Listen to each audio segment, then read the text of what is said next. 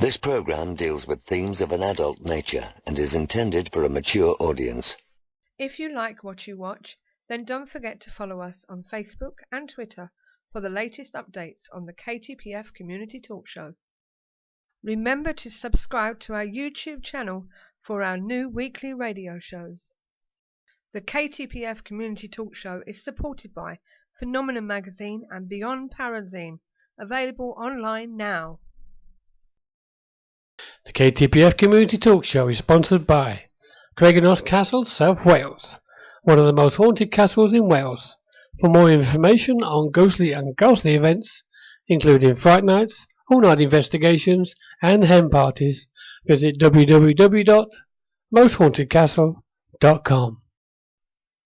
The comments and views expressed on the KTPF Community Talk Show are those of the people that make them and do not necessarily reflect the views of ourselves or of our sponsors. 5, 4, 3, 2, 1. They've landed. You're in the right place. Online, on the web, and on air. All over the world. Talk Radio. You hear us, we hear you. Good evening, ladies and gentlemen, and welcome again to another edition of the KTPF Community Talk Show, live from Manchester on www.ktpf.co.uk. My name is Suzanne. And I'm Steve. And I'm still Andy. And we're here keeping the paranormal friendly each and every Sunday. So sit back with your favourite beverage whilst we bring you a relaxed show full of the supernatural, the paranormal and other strange phenomena.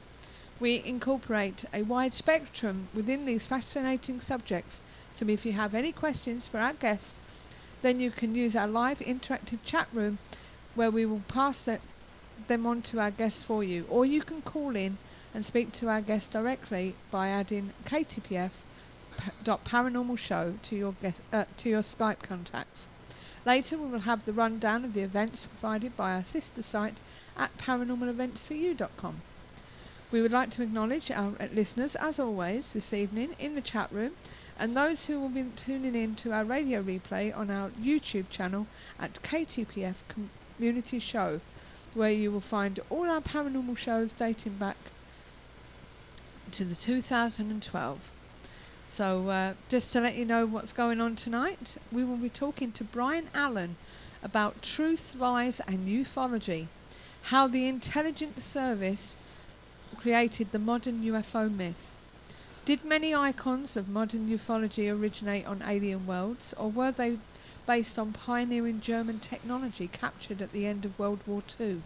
Did US intelligence use ufology as a smokescreen to hide its own technological wonders? Brian Allan has researched and commented on the paranormal for 50 years and appeared in numerous radio and TV shows, conferences and documentaries on the subject. And tonight we have him on to talk about these subjects and find out more. Just like to also wish somebody a very happy birthday. That would be our Andy. Yeah, thank you for that. Absolutely. We've had a nice weekend away at my sister's, being up with my mum, and we just chilled out. Had a very hot day yesterday. Went down to a local pub my niece works in, and today we just had a big Sunday lunch together, and we drove home in horrendous traffic. Because unfortunately they don't live too far away from Silverstone, and that's why it was so busy. But it was a nice weekend, and I'm here on the show on my birthday. That shows dedication for you. Yes, absolutely 21, no doubt about that. I don't know. So I'm glad you had a good weekend. I'm glad you had a good day. Yep. Yeah. And Mossy said happy birthday to you. 21 again, he says. Yeah, for about the third time. Third time. You're not that old, Andy. Well, he's at least the second one, definitely. Yeah, you might feel like it at times, but you're not old enough for the third one yet. So apart from that, have you had a good week? Yes, I slept in a single bed last night. It was at my my nephew's, and my man who was in the room was actually in another little single bed. But because it was keeping it a secret from my mum, they had to make up at the last minute once we'd arrived. And I can't remember the last time I slept in a single bed. It was very uncomfortable. Just being so small. Yes, I've had a good week. Got boiled to death on Tuesday and Wednesday. As you guys know, I'm a psychotherapist, and I've got air conditioning in my office, but I didn't turn it off in clients here because it's a bit distracting with the noise of the fan and it was just blowing the air around. So Tuesday and Wednesday was half boiled. But other than that, it's not been a bad week. So yeah, I think no cycling to report really. Yeah, well, we can't really moan about all the heat, can we? We don't get it often enough. Oh, I can moan about it. Don't worry, Steve. 5 minutes. I don't know. It was lovely here. I mean, apart from there not being a lot of air around, which is obviously not too good for the asthma sufferers out there, but it was lovely. Okay. A phenomenal storm. I think it was Thursday night. It's Friday morning. That was pretty impressive, actually. It was quite weird up here, I'll be honest with you. I think Wednesday night we had it for less than 5 minutes. And then Thursday night we had it again for less than 5 minutes. Quick sudden downfall, and that was it. Yeah, and then today we had rain for about a quarter of an hour. Yeah, and that was it. So, you know. Back out again. We drove through a couple of rain showers driving back, but my brother-in-law was a big Grand Prix fan and had the Silverstone Grand Prix on the TV, and it was pretty heavy rain there. And I said it was less than an hour away from where we were. And we had a small, like fairly minor downpour. It was a downpour, but it was only quite short-lived. So, funny weather. Typical English people talking about the weather. Here we are, Paranormal Show talking about the weather. Well, anyway. At least it's not been the lack of it for a change. Yeah, this is it. Big hello to Vectraman and also Mank Hypnoman, who's in the chat room. Yeah, and Mozzie. Nice to see you all there. And those that are listening and not in the chat room, I can see you there. Why don't you come in and join the fun and talk among yourselves while you're listening to the show? As I say, we've got Brian Allan on tonight. I'll be phoning him up in about 20 minutes time, and we'll be chatting a bit about what he's got to tell us. So until then, it's over to Steve with his observations. Is that your first one? That's the first one. It's already up there ready for you. Okay, thank you. It's this demon captured on camera. Spooky picture taken in haunted house shows disgusting face. British teacher claims to have captured a demon on his camera after visiting his parents' haunted house in Jamaica. This spooky image shows what family members believe is the demon of a disgruntled elderly relative. A 42-year-old secondary school teacher was visiting his parents in Clarendon when he captured the image. The man who lives in Richmond, South London, said he took the picture of a painting on the wall in the house showing a scenic image of a waterfall, but when he looked at the picture he saw the demon instead. The man who he wishes to remain anonymous said there was a wall with a painting on it and I thought I would take a picture. I was looking at it and I thought, what is that? Everybody in the house started screaming and running away. I have never seen anything like this. It is disgusting and I've given me headaches. The man's family are convinced it is the demon and say the home in Jamaica is haunted. They believe the demon is that of an elderly relative who was unhappy about being moved into a care home before her death. My family believe she has come back to haunt the house, said the man. The image was so spooked the man's family, they have now moved out of their home into rented accommodation. Well, it looks like a distorted painting. It does look like a distorted thing, but I would have liked to have seen the actual painting that he was trying to take a picture of as well. Mm-hmm. Just so we can get some kind of reference, yeah? Well, exactly. Can't tell a thing from that picture, really, can you? It could be anything. Vectraman said it looks like a baby Hulk. Just not green. Yes, the red version. It's the red version of the Hulk. So. Yeah, thing I was going to say was I had this one down for my section, but never mind, I'll delete it now. Oh, so sorry. It's all right. Well, no, you just said you need to see a more information, a larger picture. Yeah, you do really do need to see more to get a real conclusion of it. Well, we all know that Lady Gaga, although very talented, can seem a bit gaga when she does things like the meat dress. But she also uses a team of ghost hunters to protect her from evil spirits as well. Most rational people believe in spirits, are at least somewhat scared of them. Celebrities are no exception, as Lady Gaga seems to be terrified of the possibility of rubbing elbows with evil spirits. Lady Gaga has spent upwards of $30,000 buying a team of professional ghost hunters EMF equipment so they can sweep any tour venue and hotel before she's agreed to reside in the premises. For anyone who is unaware of what an EMF equipment does, it measures electromagnetic field frequency. Usually radiated by electricity, higher amounts of EMF can have negative benefits and health side effects on people's bodies over a period of time. EMF is also thought to originate if spirits or ghosts are present in the area.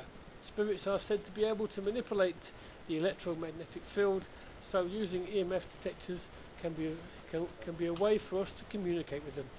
Anyone who is attuned to spirit guides like Gaga, who says she is reincarnated spirit of her aunt, may know better than most about evil spirits. Gaga says that her aunt's spirit merged with her in her mother's womb, and this may make her able to speak to the other side. She seems to be a complete believer in the paranormal, and who knows what else Gaga may do to help ward off evil spirits. Well, if she needs any help doing ones over here, we are available. We don't mind us spending money on equipment for us. We reckon, Andy. I just had to change that link, by the way, because Yeah, it wasn't working. It didn't work. No, Oh, it said it so- wasn't there anymore. Oh, that's nice. Thank you for taking me links Yes. away. So I put the another link there. I thank you, my dear. I think she's living up to her name, Gaga. Yeah, Yes. definitely. Yeah. Oh, she wants to. I mean, if people with lots of money like that want to spend money like that, go for it, yeah. But I didn't know there was a state-of-the-art £30,000 EM field detector.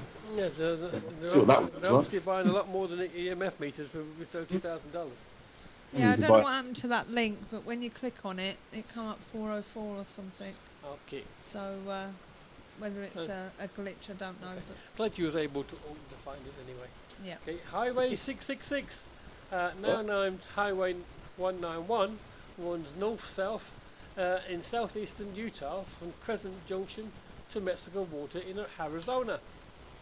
Any highway with the designation 666 just has to be haunted, right?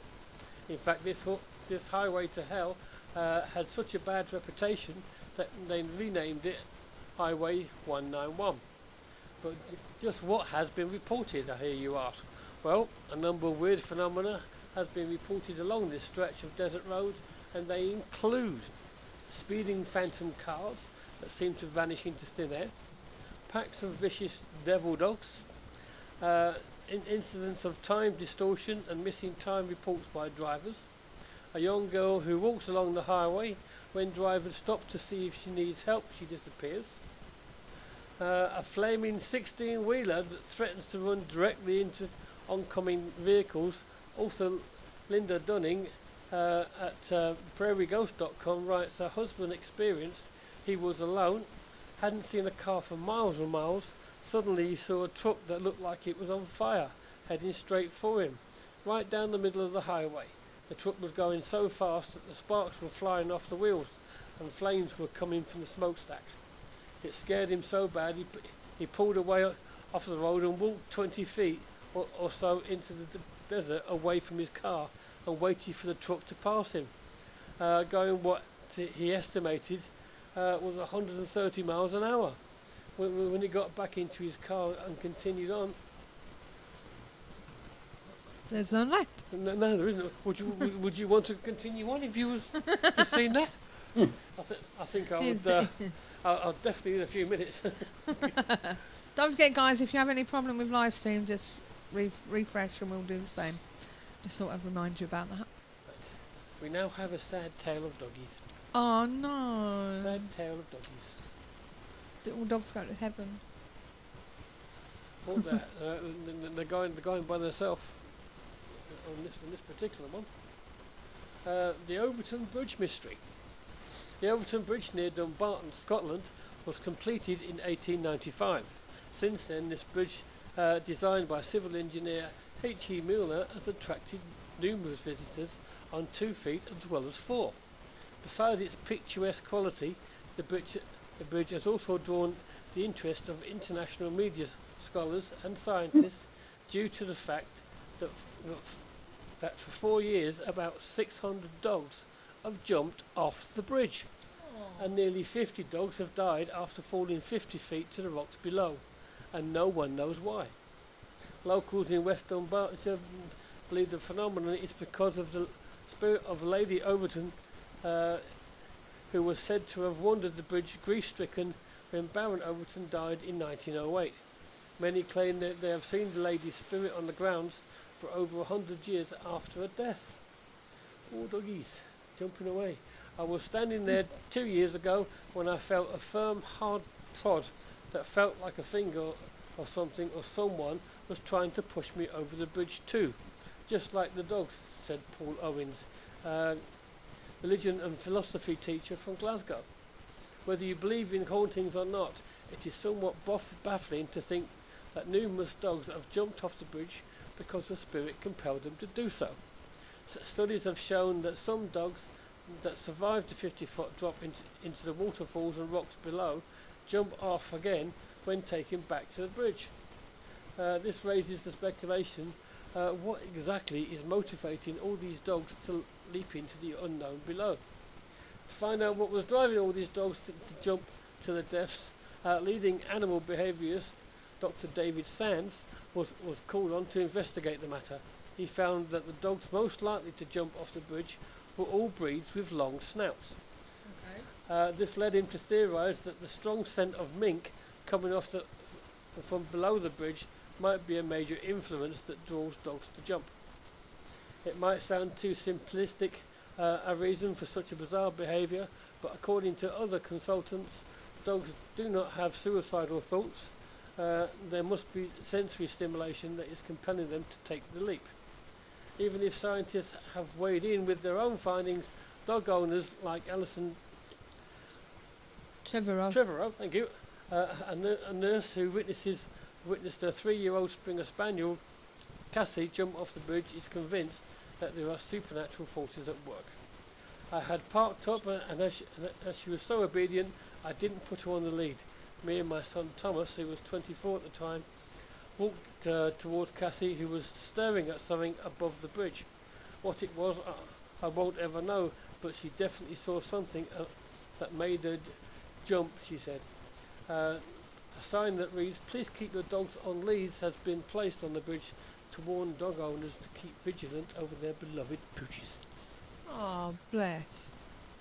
Poor little buggers. Yeah. So what's making the doggies jump, we reckon, Andy Man? You think it's the mink below, or is there some supernatural things going on here? I suppose we were talking before about sort of magnetic fields and how birds use those to fly, and you wonder sometimes maybe there's something there that's causing the dog's brain to act strange, like some kind of energy field. Not necessarily a ghost, but something that is otherwise unexplained. But yeah, very sad. I just want to go quickly back to the Highway 666. Yeah. I don't know if you guys remember, but it came out a few years ago. It was one of the very earliest versions of the Book of Revelations, an earlier one that had ever been seen before. And it said that the number of the beast is 616, and has been all along. And it was actually basically a typo or spelling mistake in the more publicised version, the more well-known, that gave it as being 666. But actually the number of the beast was 616. So all these 666 references are all a bit bogus. Yeah. I've even heard that it's the sixes are actually upside down and it's 999. Oh, so obviously it's the police. They are the demons. I don't know. Here we go. Here comes the next one.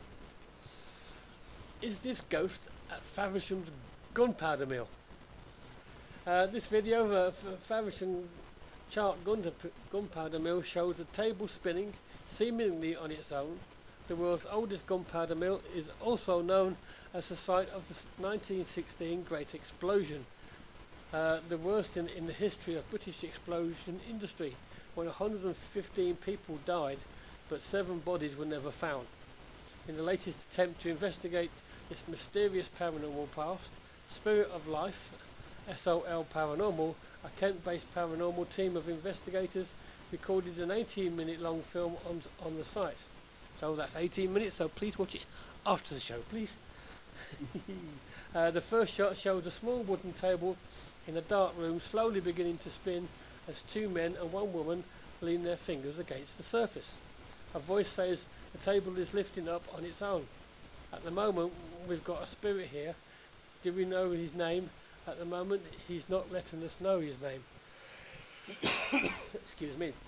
Each member is also holding a K2 meter, a tool that detects spikes in electromagnetic field energy, which occasionally goes off to show higher electric activity. But is it really a ghost? Take a look at the video and decide for yourself. Well, I personally have only watched a few minutes, and it starts with the table lying on the floor, and as it comes up we can see the table start to come up, but you can clearly see someone's foot against one of the legs, making it easier to rise up and preventing it from sliding, which would suggest something else is going on here. Now, I don't know the guys of the team. I'm just going by the first few minutes of the video that I saw there, and the table is definitely on the floor. Yeah. You can definitely see someone's foot against one of the legs to stop it from sliding. So, see what you think, guys. Yeah, have a look for yourself. What do you think, Andy? You can see all Just that first couple in of the minutes. first few minutes. Yeah. So. Oh, that's suspicious, isn't it? Yeah. I was involved with investigation of, I won't say who or anything, but a building in the Midlands, my old COTC group, IOPR, I should say, were asked if you'd like to come along and investigate. Now, the interesting thing was, several things happened at the location, which was a disused building. It wasn't someone's house, but it was very securely locked up, and a couple of things that happened there were definitely very real. There's no two ways about it. They were amazing. But one of them was very, very obviously faked. It was a real shame, and that involved a table apparently moving, but they didn't realise how well we'd lit the table. And you can clearly see how they're lifting the table up and they're moving it around. It's quite obvious that they're doing it, and it's all caught on camera. And they didn't realise it was using infrared. Yeah, So, check it out later, Mozzie, and put your thoughts on the KCPF page. Yeah, I mean, unfortunately, it does cast a few doubts when you see things like that. So, Yeah. you know. I mean, it may be true that it is actually happening. We wasn't there, so we can't actually witness it for ourselves. But from that video, that's what it looks like in the beginning, anyway. Yeah. Okay. Was that your last one? Oh no. No. There goes another one. Okay. Okay. yeah, sorry, just to say that's exactly what was going on in the video that we recorded. It was in infrared rather than full lights. But yes, exactly that. Suspiciously placed feet that seemed to help the table suddenly start to move around, and then fingers apparently on top of the table only to notice other things that hooked at the corner of the table. So it was like helping it be lifted up. So yeah, so very similar to what we actually caught on video with that particular group. There's no one I won't mention, obviously, but yeah. Well, that was going to be it, but I found this story, and it, for once, it shows Ghostbusters in a fair light. Go on then. Not that they had a lot of choice in the matter, but ghost hunters discover body inside abandoned hospital.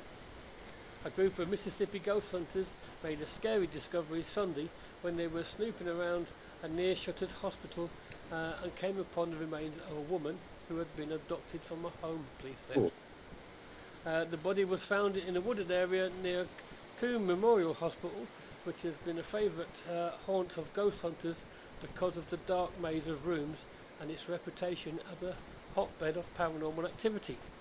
The unidentified ghost hunters called police after finding the body that was determined by a state crime lab in Jackson to be that 69-year-old Sharon Wilson who disappeared the day before. They stumbled upon the body and they took off and reported it to the Warren County Sheriff Office. Vicksburg Police Chief Walter Armstrong said. Police said they have two Vicksburg men in custody who were stopped Sunday morning in Leyland for reckless driving in Wilson's SUV, 2012 Nissan Murano. McLeod 20, who was driving the vehicle, was being held on Monday in Leyland. His uncle Raphael McLeod 33 and a young passenger in the SUV was being held as well. The men were not immediately charged, but investigation was continuing. Police said McLeod told us that authorities they had put Wilson on the side of the road after robbing her home and kidnapping her on Sunday. Oh dear. So that's That is a shame. Yeah. But for once, it's not something bad for ghost hunters. Do you want to lift your mic up a bit, Steve? You're a bit quiet. I'm a bit quiet. Yes. Oh, okay. 1, 2. How's that? Okay. So, he's very quietly spoken. That's the trouble with Steve. I'm a gentle. I'm a gentle soul. Is that it? That's it. Yeah. Okay, my dear. So that's your observation. Thank you for that, darling. You are welcome, my dear. Okay. So, we've got a few minutes left, and now, shall I go into mine? Do you think I've got enough time? Yeah, Andy? it's mine as well. I've got a few minutes, haven't we? So. Yeah. So I'll do my Tupenneth Your for you. tuppence. Let's just say we had a discussion about this one before the show, didn't we? Yes. I both found this one and we had a bit of a tussle over who was going to do it. But I was gallant and let her take it. A husband called in a Ghostbuster because he is convinced that the evil demons are molesting and beating up his wife every night. Now, you've probably seen this splashed all over Facebook. Father of 3, Kieran Fry, 32, from New Tredegar, South Wales, paid a paranormal investigator £100 to banish 3 ghosts which he says has been terrorising his family for 9 months. He said his marriage to Tracy, 46, has been left on the rocks because the ghosts keep attacking her as she sleeps, leaving her covered with bruises in the morning. The couple said the demons have also menaced their 3 children, threatening to slit their parents' throats after their stepson used a Ouija board on Halloween. Mr. Fry said, "We are being molested by demons. My wife goes to bed fine, doesn't feel anything in the night, but when she wakes up, she's in agony. I wake up the next day and said I didn't do that. I would never hurt my wife. I'll never beat my wife." The unemployed father took a picture of the ghost in his son's bedroom, where he says shows a small child in a white gown with a blue face and a towel. He also asked a vicar to bless the house, but claims the demons are still terrorising his family. Their cats have been left too frightened to go upstairs after it was invaded by 3 ghosts, including a demon incubus dreaded incubus demon, according to the father of 3. His wife, Tracy, who is a full-time carer, said, "It's getting worse and worse and there's nothing we can do. I wake up every morning in agony because of the demon. My husband rubs cream into my bruised back every day, but the pain doesn't go away. We were told by the paranormal investigator that we have an incubus demon, the worst type of demon you can get." He said he told us we have 3 demons in total, and the other 2 help the main demon pin me down. It has affected our marriage because we are now rowing and fighting all the time about the demon. It has been feeding off all of our negative energy. The family, who moved into their housing association home in July 2013, called in a Ghostbuster to tackle the spooks. Robert Armour, 43, who has 20 years' experience in the field, arrived at the house with a Bible, crucifix and a rosary for protection. He banned the petrified family from going upstairs after he shouted to them that he could feel the evilness in the room. After 20 minutes, the paranormal investigator, who charged £100 for a 3-hour house clearance, returned to the frightened family, claiming he had slain 2 small demons. Mr. Armour, who is not connected to any particular religion, said he struggled with the 3rd demon, who is still terrorising the family. He said, "As soon as I arrived at the home, I could sense there was a negativity energy.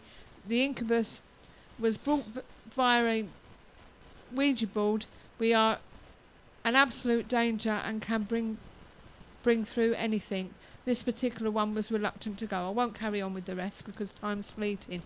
But you've got some remarks there, haven't you, Steve? I've got some. I mean, obviously, some of them refer to stuff that was in the story that they didn't read it all. One is, what is wrong with them? Too much money or just plain stupid after doing a board? I'd like to know who it was that charged £100. They didn't even get rid of it. Did they set up cams and see what was going on? Just commented this on a story on another group. No decent medium tells you that you have demons in your house and then charge £100 and still not get rid of them. Sounds like a con to me. If he was a decent person, he would have done it for free. What did he charge £100 for, and how long was he there? Good question. I think the most shocking thing about the story is that he charged £100. Yes. People never learn, do they? We'll leave it at that, Steve. What do you think, Andy? Because time is fleeting. Yeah, it was £100 for a 3-hour cleanse. Yeah. Give me strength. This is it's straight out of the Entity film. That's why they've been watching too many horror films. I know, it's ridiculous. There's two possibilities that I think are both pretty serious. Either he is physically abusing his wife and he's using this as an excuse to cover up what he's doing. And bearing in mind I'm a therapist, I've seen this kind of thing before. Honestly, people blaming strange spirits and what have you. Or that she's got a medical condition that's causing the bruising to appear, and this is their only explanation they can think of. There was a story recently of a young lad who, I couldn't find it actually online, but I know it happened. There was apparently showing bruises on his legs, and he was saying that these things are causing them to happen. But it turned out it was a very rare blood disease. It was actually causing his blood to clot in his veins and the lower parts of his legs. He's had to have them amputated because of the damage it was doing, because it wasn't investigated quickly enough. And you makes you wonder if she's having some kind of physical illness happening to her that's causing this to appear. But yeah, I mean, who is this person? Does anyone know who this so-called medium person is? Don't know. I might Google him a bit later, but we'll come back to this story in a bit, okay? Yeah. While you're ringing, what does it say about us, though, as people? None of us has questions about the demons. The only thing we're questioning is the fact that the guy charged £100 for it. Yeah. Well, I'm questioning the demons because I have my very strong opinions on the idea of demons, and to me, this is just deluded nonsense. Be with you in a moment. Yeah, it does sound like nonsense. Okay, so we've got Brian on the line. Evening, Brian. Hi. How are you? Absolutely fine, thanks. Hopefully everyone can hear you okay. Yeah, well, hopefully they can. Let me just make sure that you're on maximum. Okay, so welcome to the show, Brian. It's great to have you on. And I just want to start off by asking how you got into the subject of the paranormal.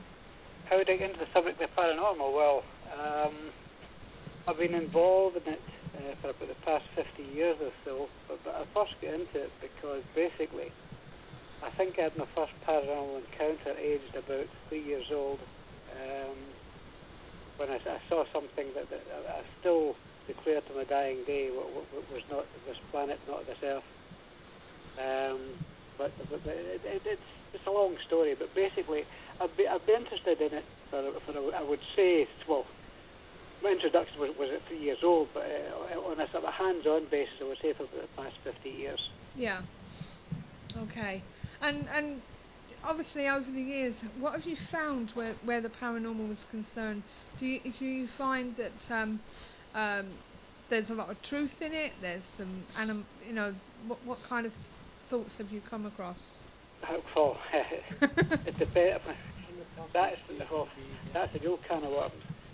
I will say, and of this I am convinced, that there is a form of existence after physical death, that death isn't the end, and that we do carry on in various forms, because I base it on the fact that the energy can't be destroyed. It just changes in form. So I think consciousness, which is a form of energy, just changes in form, and it moves up a gear, if you like. But I tend to think that the paranormal and ufology, from my experience, are one and the same thing, because I think it was Arthur C. Clarke, the late Arthur C. Clarke, he said that any sufficiently advanced form of technology is indistinguishable from the paranormal. And I think he was absolutely right when he said that. Right, okay. Now, we're talking about ufology tonight, and your latest hypothesis that you've been doing at conferences and stuff. Oh, yeah. It's been a bit of a millstone, this one, because I did this, it was a one-off. I said, it's been a bugbear of mine about the intelligence services and ufology, so I decided to do a presentation called Truth, Lies and Ufology, How the Intelligence Services Created the Modern UFO Myth. And it's been a bit like an albatross around my neck ever since, that I mean, I give a whole bunch of different presentations dealing with the straight paranormal, if you want to put it that way. Yeah. But I seem to have been sort of lumbered with this presentation because although it seems to, shall I say, it gets people at conferences exercised a little bit, and it certainly caused a lot of heated exchanges, shall we say. But yeah, I think it's a message that's got to be out there. But as I say, I don't see any difference between the paranormal and ufology. But ufology and the intelligence services, that's an entirely different kettle of fish. Because I would say that modern ufology began in 1947, but at the same time as the Cold War began. And when the Cold War finished, I think ufology largely died with it, or the sort of classic ufology, for want of a better word. Yeah. Because obviously there are still things seen in the skies, and people still have contact with things, for want of a better word. But what these are, you've got to categorise as unknown, I think, because that's exactly what they are. They are unknown. I mean, there could be still forms of black projects that are still around. There could be, I don't know, natural phenomena of some kind. Could be just other examples of the paranormal. But yeah, I would say that modern ufology began in 1947 with the start of the Cold War. Yeah. Okay. And you mention it. You mention in your presentation that it all really started with Orson Welles and his broadcast and the way people thought. Well, let me put it that way. It was in whenever it was, I can't remember the precise date, but it was the Mercury Theatre of the Air. They put out H.G. Wells' version of The War of the Worlds, only they set it in Grover's Mill in New Jersey, which is a real place. In fact, I've got a little plaque set up there, showing the invasion, the sort of flying saucers and the sort of tripods walking around. Yeah. But I tend to think it was a prime example of there's two ways of putting this. One is a phenomenon called cognitive dissonance, which is a well-known psychological condition where people can hold literally two completely opposing points of view, and yet no matter how much the evidence is presented that one of the points of view is completely wrong, it's almost as if, figuratively speaking, that they're sticking their fingers in their ears and shouting, yeah, we can't hear you. Mm-hmm. And the more evidence that you give that their hypothesis is wrong and demonstrate that it's wrong, the more they cling to the hypothesis. Mm. Now, the intelligence services have, of course, exploited this. Now, the other one, talking about the Orson Welles thing with Grover's Mill, I sort of came up with this. It's something called the Grover's Mill syndrome. Yeah. In fact, I wrote an article to that called the Grover's Mill syndrome. What it is if people trust source they're getting the information from, they're almost certainly going to believe it. Now, in the case of Orson Welles, that's a notorious event. Even although the radio company broadcast a disclaimer at the start of the show that this is a radio broadcast, this is not real. When people sort of tuned in after the show had started, they didn't hear the disclaimer, and because it was done as a live broadcast, with a panicky reporter, talking about, the machines are coming, they're doing this, they're doing that, people started to panic and take to the streets and all the rest of it. Now, again, the intelligence services are well aware of this. This is why, no matter what I'm told via the media, the BBC, ITV doesn't matter, the satellite channels doesn't matter, or Fox News. Let's not talk about Fox News because that's a one-off in its own anyway. But the whole thing is that if people hear stuff coming out on the BBC, they'll intend to take it as being gospel truth, and it's not necessarily the case. And this is ruthlessly exploited by the intelligence services. Right. So, is it wrong to think that we are alone in this or any other solar system? What's your theories? Do you think we've actually been blindsided by technology and the forces and the government and stuff? Well, I'll put it this way. Are we alone in the universe? Well, probably not. Probably not, I would say. But I would tend to think that when we're involved with this sort of stuff, that used to hear cases, especially cases of ufology, where traces of some sort were left, artifacts were left of some kind, or told, oh, this artifact, this has to be extraterrestrial because it's not recognised. We can't identify what this material is, therefore it's got to be extraterrestrial. Well, I would go further than that. I would say if material cannot be recognised and analysed to find out what its component parts are, then not only did it didn't come from this universe at all, never mind our solar system, didn't come from this universe.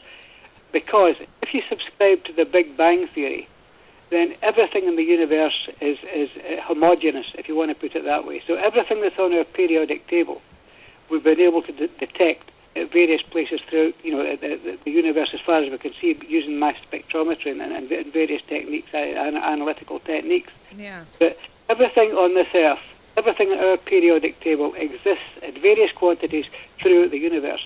That's subscribed to the Big Bang Theory, where, the universe, formed in a sort of nanoseconds from this super dense singularity about the size of a grain of sand. The whole thing went boom.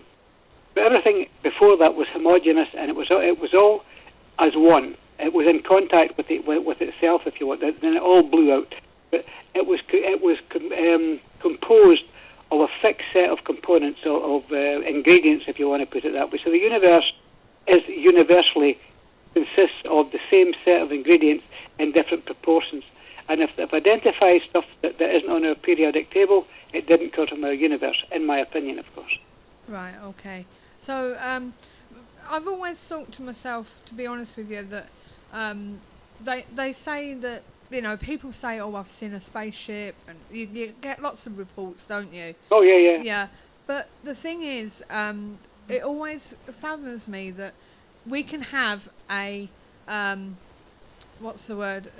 foreign plane come into our fly zone, and we're on it straight away. The government's on it. That the powers that be, the U.S. Navy or the U.S. Army or Air Force or whatever. Yeah. But when it comes to flying saucers and the likes, it's like, oh, we never saw it. Why are they? Why do you think that they're? Are they ignoring it? Do they know that they're there? Are they in cahoots with them? That's always my theory. They must know that they're coming into our fly zone. Well, if they're coming into a fly zone and they're not admitting they're there, there's a fair chance that they're black projects of one kind or another, because I tend to think that the majority, in fact, I would say virtually everything that's seen in our skies is a black project of one kind or another. Yeah. It's been realised that as far as this sort of thing goes, that I would say virtually all sightings have been misidentified natural phenomena, or they were misdescribed, or they were downright wrong, or they didn't occur at all, and they were just purely figments of imagination. But you then come into the sort of field of what I would call unknown, because of course you have unknowns, but that's exactly what they are. They are unknown.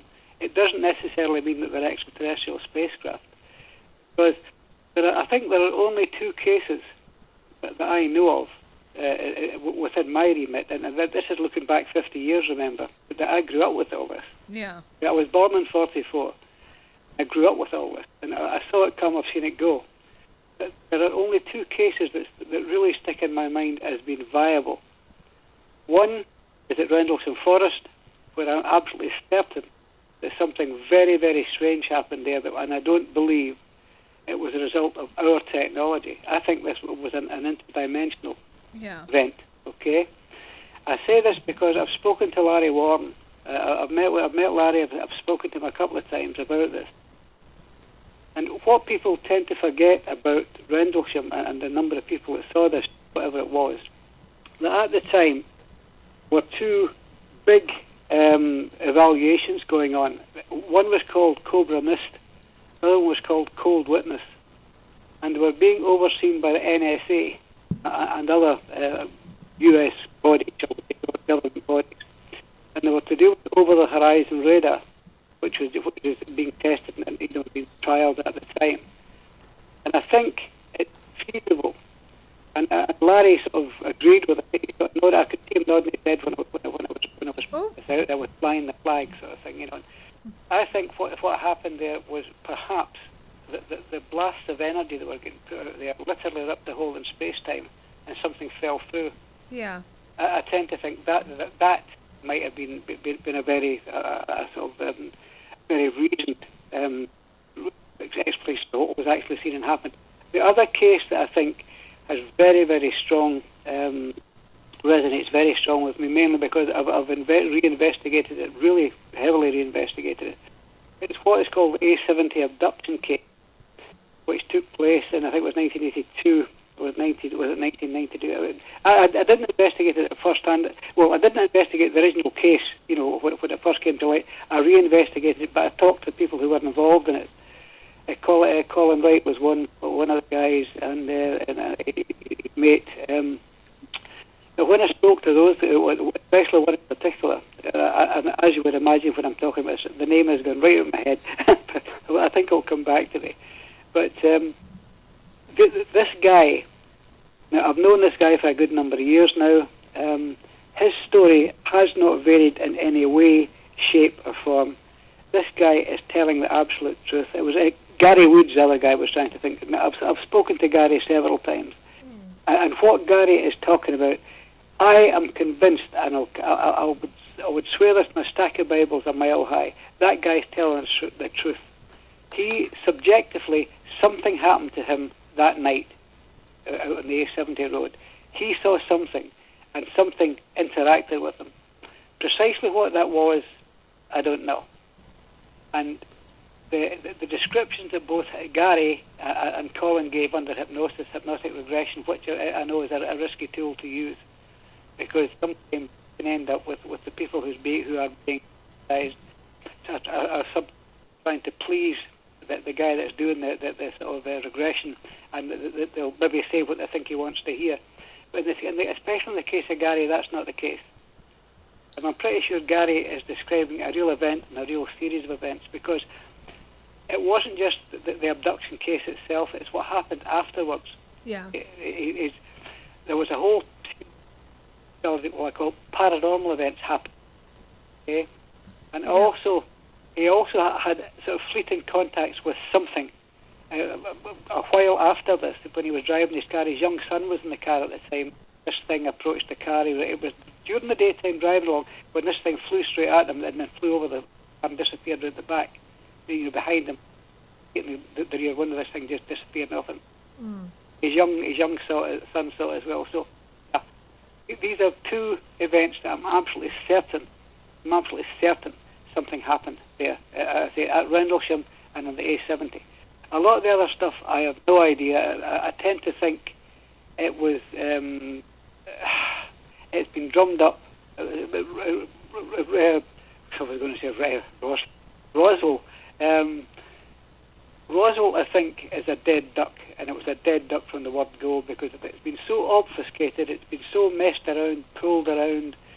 So many different tales have been told about it that I don't think anything extraterrestrial ever crashed at Roswell. I don't believe it. I absolutely don't. Right. Okay. So I must admit they have made a big story out of it, haven't they? Well, it's run on for years. There is another thing that's worth mentioning here. There's another classic sighting that's, and I've seen this quite. I don't know how. It's trotted out as being fact, and it's not. It's absolutely not fact. It's the 1947 Arnold sighting. You know, the Kenneth Arnold sighting over the Cascade Mountains in Washington State. Yeah. I think you'll probably recall that.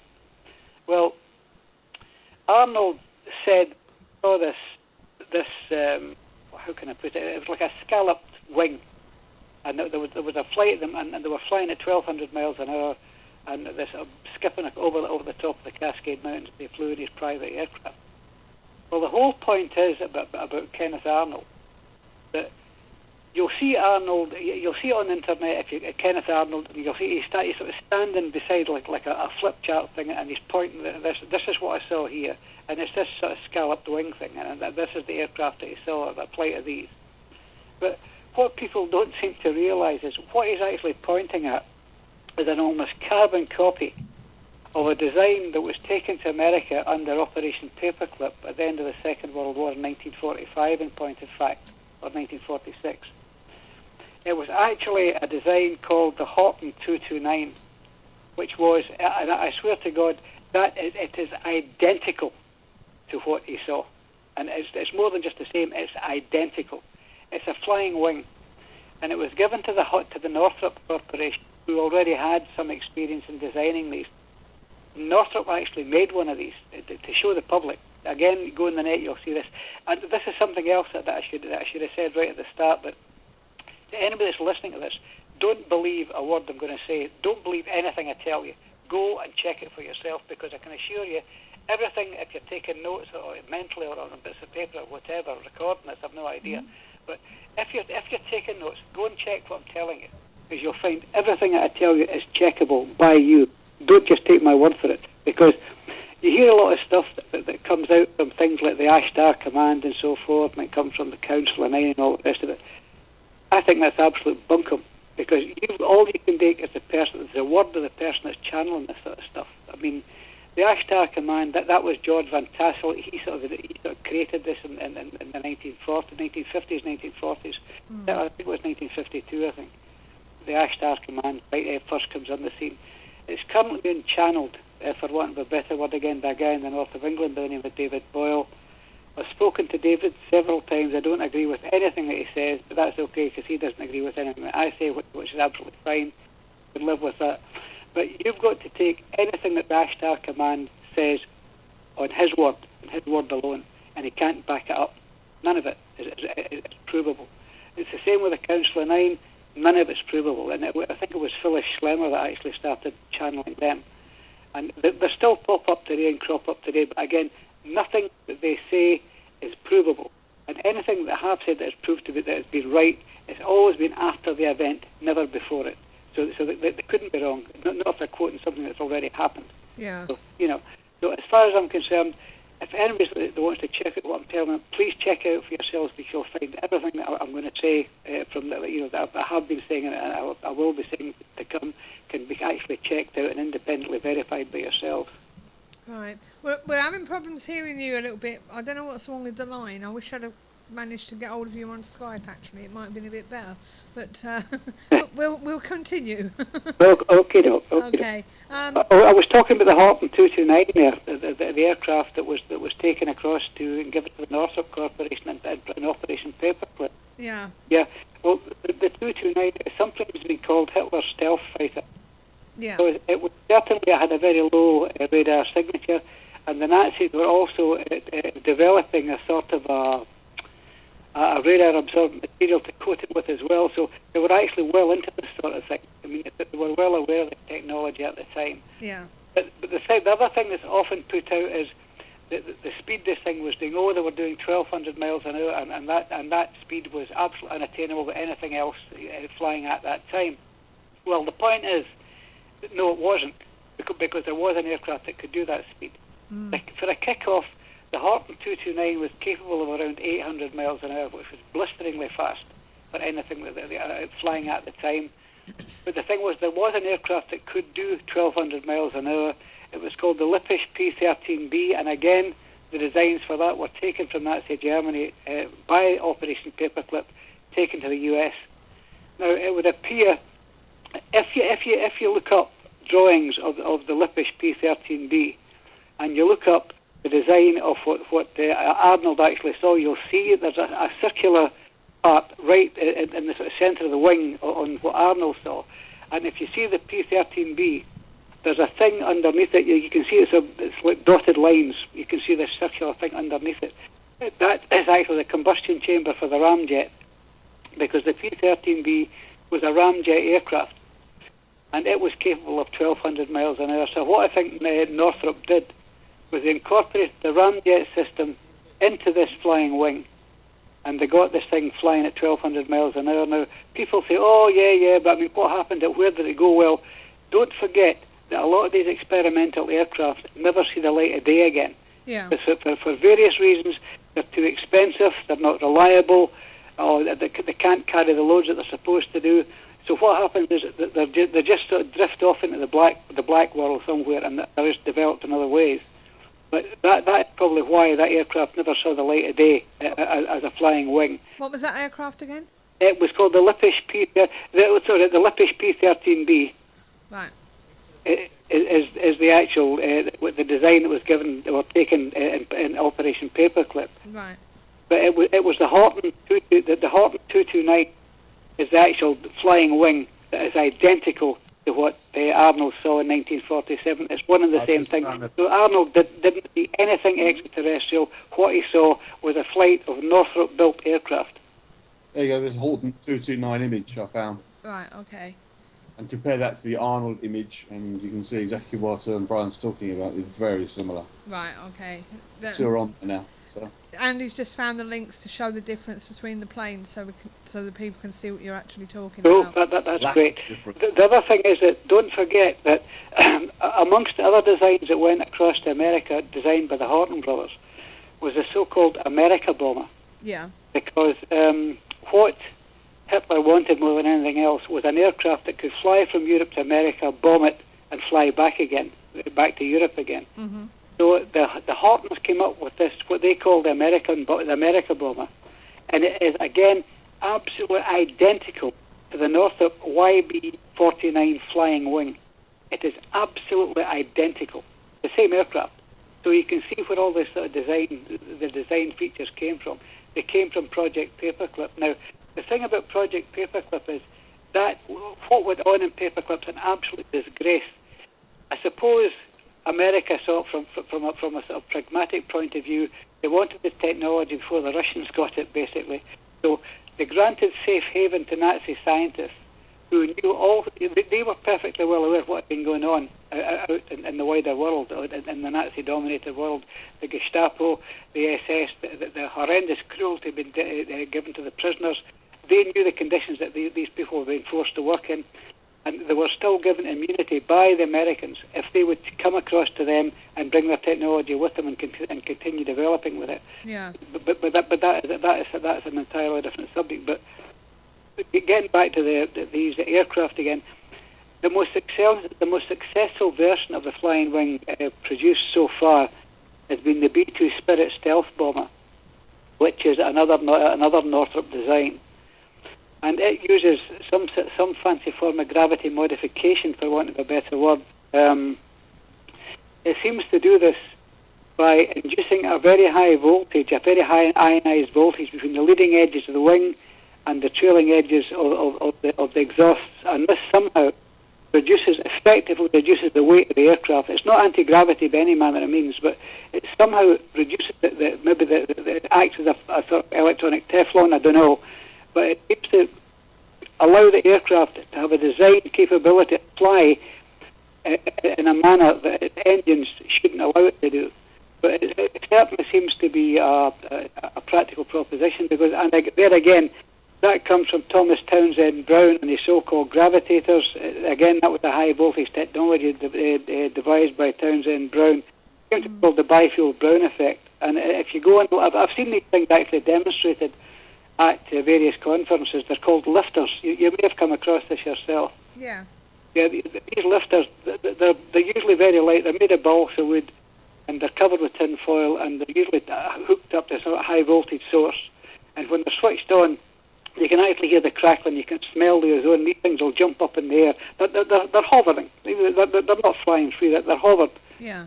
They're tied by the wires to the high-voltage source. But it would appear that the Spirit stealth bomber uses a similar type of technology and can get it to work. But the snag here is these things can only operate in an atmosphere. They can't operate in a vacuum. But never because they need air to get the ionizing effect to push against.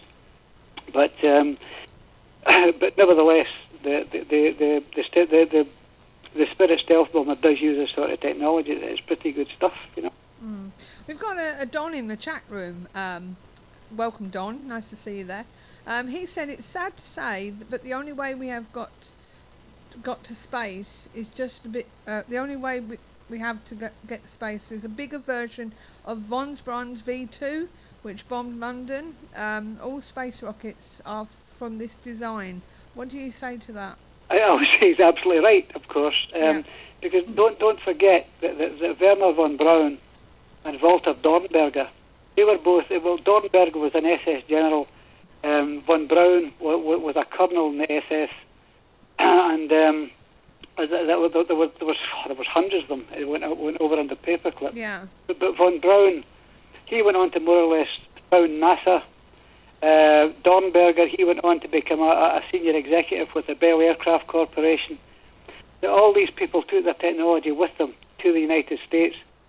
Some of it ended up going into the Saturn V program. Most of the American space program can owe its roots to what was going on in Nazi Germany, because don't forget, it didn't stop with just the V1 and the V2. They were on the V10 as well. That there was designs for a V10 rocket, which would have been a truly intercontinental ballistic missile. But a thing that I tend to find a bit off-putting is what is supposedly it's a book called The Day After Roswell. Yeah. In fact, I actually bought this book especially just to read what it was all about.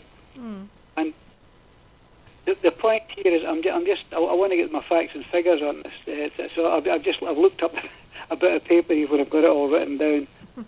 Now, Philip Corso produced this book with the aid of Bill Burns. Yeah. Who is, as you know, he's the editor of one of the one of the UFO magazines in America. Yeah. Yeah. Now, Corso made some pretty astonishing statements. He said that what the technology that was back engineered from what crashed at Roswell was responsible for producing integrated circuits, for lasers, fiber optics, let me think, particle beam, depleted uranium projectiles, electromagnetic propulsion systems, and stealth technology. Well, we know that's nonsense. Stealth technology came from the Second World War, and it was getting developed by the Germans with the Horten flying wing. But you're expected to take this as being a fact. And again, we tend to see the Grover's Mill syndrome coming in here. You expect it to be a fact and not an absolute truth, because it's coming from the guy who was in charge of the Foreign Technology Division in the U.S. Army, and that was Philip Corso. So he would have first-hand knowledge of this, because what he actually said was, and I'm going to quote him here, that there be no doubt alien technology harvested from the infamous saucer crash at Roswell led directly to the development of the integrated circuit chip, lasers and fiber optics, particle beams, electromagnetic propulsion systems, depleted uranium projectiles, stealth capabilities, and many others. How do I know? Because I was in charge. And so he was. The guy was in charge. But people tend to leave it at that. But what do we actually know about Corso? Well, the thing is, don't forget, Corso was a spook. He was an intelligence officer. Yeah. And he'd held various roles in the intelligence community. And he was trained during the Second World War by the British intelligence services at Cambridge in England.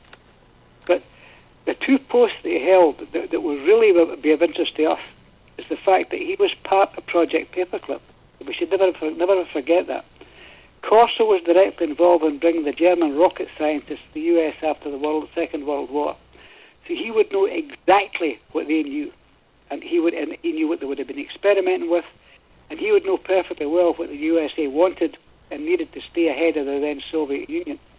But in 1961, he was actually appointed chief of the Army's Foreign Technology Division.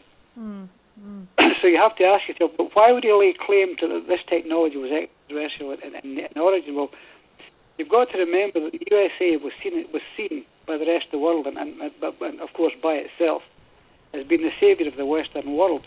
Yeah.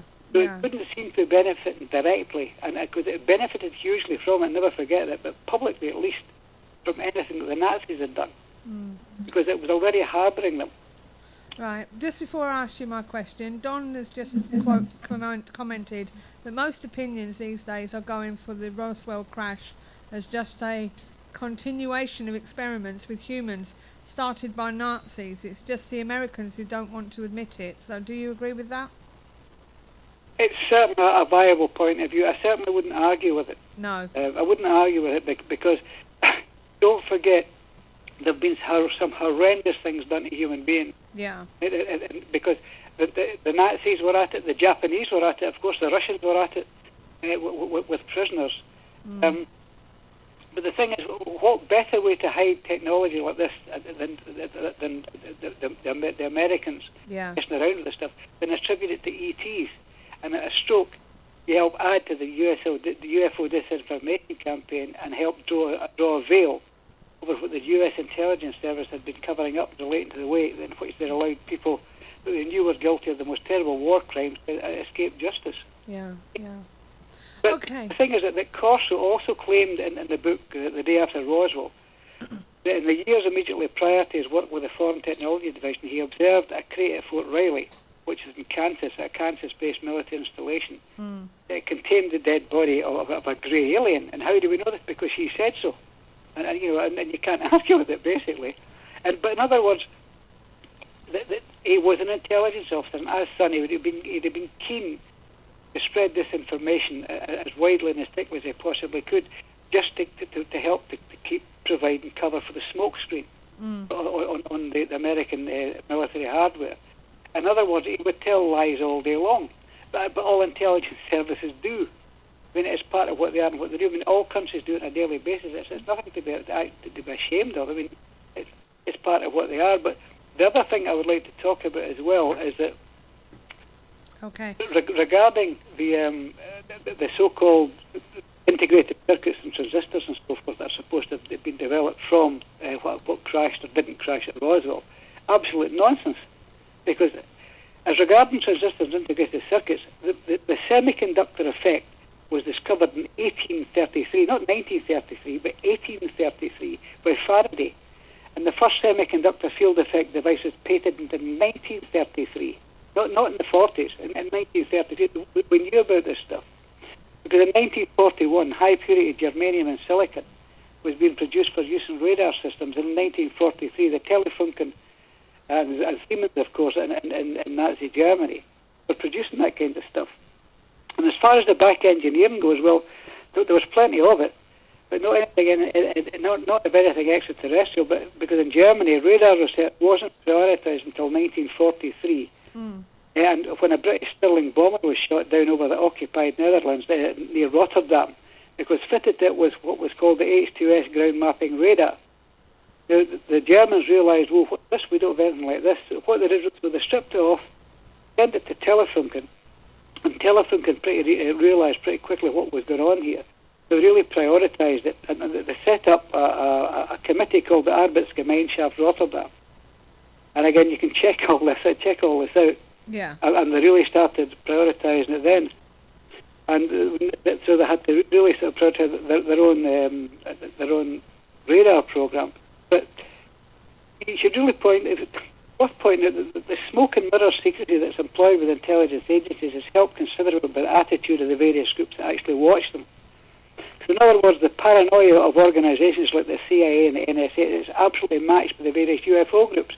I mean, it's like one looking at the other with great suspicion, and it's led to the skillful manipulation by the intelligence service of the certain beliefs, fears and prejudices that inherit within the UFO groups themselves. Right. It's an ongoing and it's a work in progress regarding disinformation. Right, okay. One thing I want to take you back a bit further. What are your views on masterpieces that have depicted spacecraft in their work? For example, The Baptism of Christ by de Gelder around 1710 and The Annunciation by Crivelli. Do you think they were making a statement, or do you think they actually saw these spaceships? Well, it depends if you think they're spaceships or not. I know what you're talking about. I've come across this before. Yeah. Maybe it was their depiction of something angelic. Maybe it was their depiction of God. Maybe it was something spiritual. Mm-hmm. And it was their depiction of it, not necessarily of a spacecraft. Because don't forget that they would have no concept of anything flying in the air whatsoever. That anything that flew in the air at that time would need to be from heaven or hell, one or the other. So consequently, if they painted something, this would be coming straight with their own imagination, I would imagine. Yeah. So perhaps that's how they envisaged a heavenly host would look, or something spiritual would look. I mean, I'm only flying a flag here. I don't really know. Yeah, But right. I mean, I wouldn't think that they were actually painting anything extraterrestrial, because basically, if they were doing a painting, what they saw would only be a fleeting glimpse. I mean, they wouldn't have time to sort of do the painting and paint detail of a UFO or a spacecraft up there. I mean, these things, I doubt if they'd be hovering in the sky for any length of time. They'd just be sort of going zoom, they'd be across if they were going to be there at all. So I've no idea what they were painting in point of fact, but and I don't think either did they, other than it would be spiritual, I would think. Yeah. Okay. Now, when it comes to things like UFOs, ETs, and ghosts, do you think we inherently want to believe in something else? You quote things about this in your presentation, and you mentioned John Keel's Mothman. Oh yeah. What do you think people are actually seeing? Do they believe in this sort of thing? If you're going to talk about the Mothman, well, there's been a lot of explanations put up for what the Mothman is or was. Yeah. I tend to think that the Mothman, it was some sort of interdimensional being. Right. I think would be the best way of putting that. It's also been suggested that the Mothman and entities like it are almost like a sort of a ghoulish time travelers or dimensional travelers that turn up or that appear at traumas, at times of crisis, of disasters, almost as if they're there, almost feeding on the sensations, on the emotions that have been generated by them, a sort of variation on the sort of psychic vampire, if you want to put it that way. Yeah. Yeah, it's possible that the Mothman, well, if it exists, would almost certainly be some sort of trans-dimensional entity. Right. Well, I believe. Okay. So, and do you think that people want to believe there's something out there? I think people need to, because if we don't, what you're faced with the prospect is you're born, you live, and you die, and there's nothing else. Yeah. You know? As I said way back at the start there, that I am absolutely 100% convinced that physical death is not the end. We just go into another state of being. And because I've worked with mediums over the years, some very, very good, and some frankly delusional. Mm. That I mean, it's I've worked with some people that I've literally been gobsmacked by some of the stuff they were doing. Not what they were saying, but what they were doing. Yeah. I've seen people that could deflect meters. You could ask, can you deflect that meter, and they'd deflect it. I mean, we're going, wow, look at Jesus wept, look at this, what they're doing, you know. How are you doing that? Yeah. They didn't know themselves. All they know is that they wanted the meter to move, and it moved. Mm. I've actually stood at what is called the Greyfriars Kirkyard, or the Covenanters Prison, Yeah. Edinburgh, Greyfriars Kirk, you know, Greyfriars Bobby and all that. Yeah. Yeah. Well, the Covenanters prison's up there as well. And I remember standing with this medium. It was absolutely incredible. I'm standing there, and it was just an electromagnetic measurement meter, a trifield in point of fact, a trifield meter, and it was standing, it was on the 0 to 3 volt range, and she says something's just passing behind us, and the meter goes zoom, full scale. It's past us, zoom, and down it goes again. Mm. So she was picking up something, and the meter was picking up something, but what it was, I haven't a clue. Again, I think it was later on the same day, I put the meter down on a little wall. I said, can you deflect that meter? So her husband and her, they stood beside it. They put their hand maybe about 12 inches above it, maybe 24, about 2 feet above it, put their hands above one another, and they just looked at it, and the meter went full scale, and it went back down again. I said, can you do that again? It went full scale, came back down again. What they were doing and how they were doing it, I haven't a clue. No. All I know is it happened, and the meter seemed to, when she said that there was things there, the meter was registering it. But if that meant that there was a transitory electromagnetic field, and she was interpreting it as a spirit, or if the spirit was generating the transient field, I don't know. I don't know which came first, the chicken or the egg, quite frankly. But I know that something was going on. This is why I'm absolutely convinced that we're surrounded by these things all the time. Okay.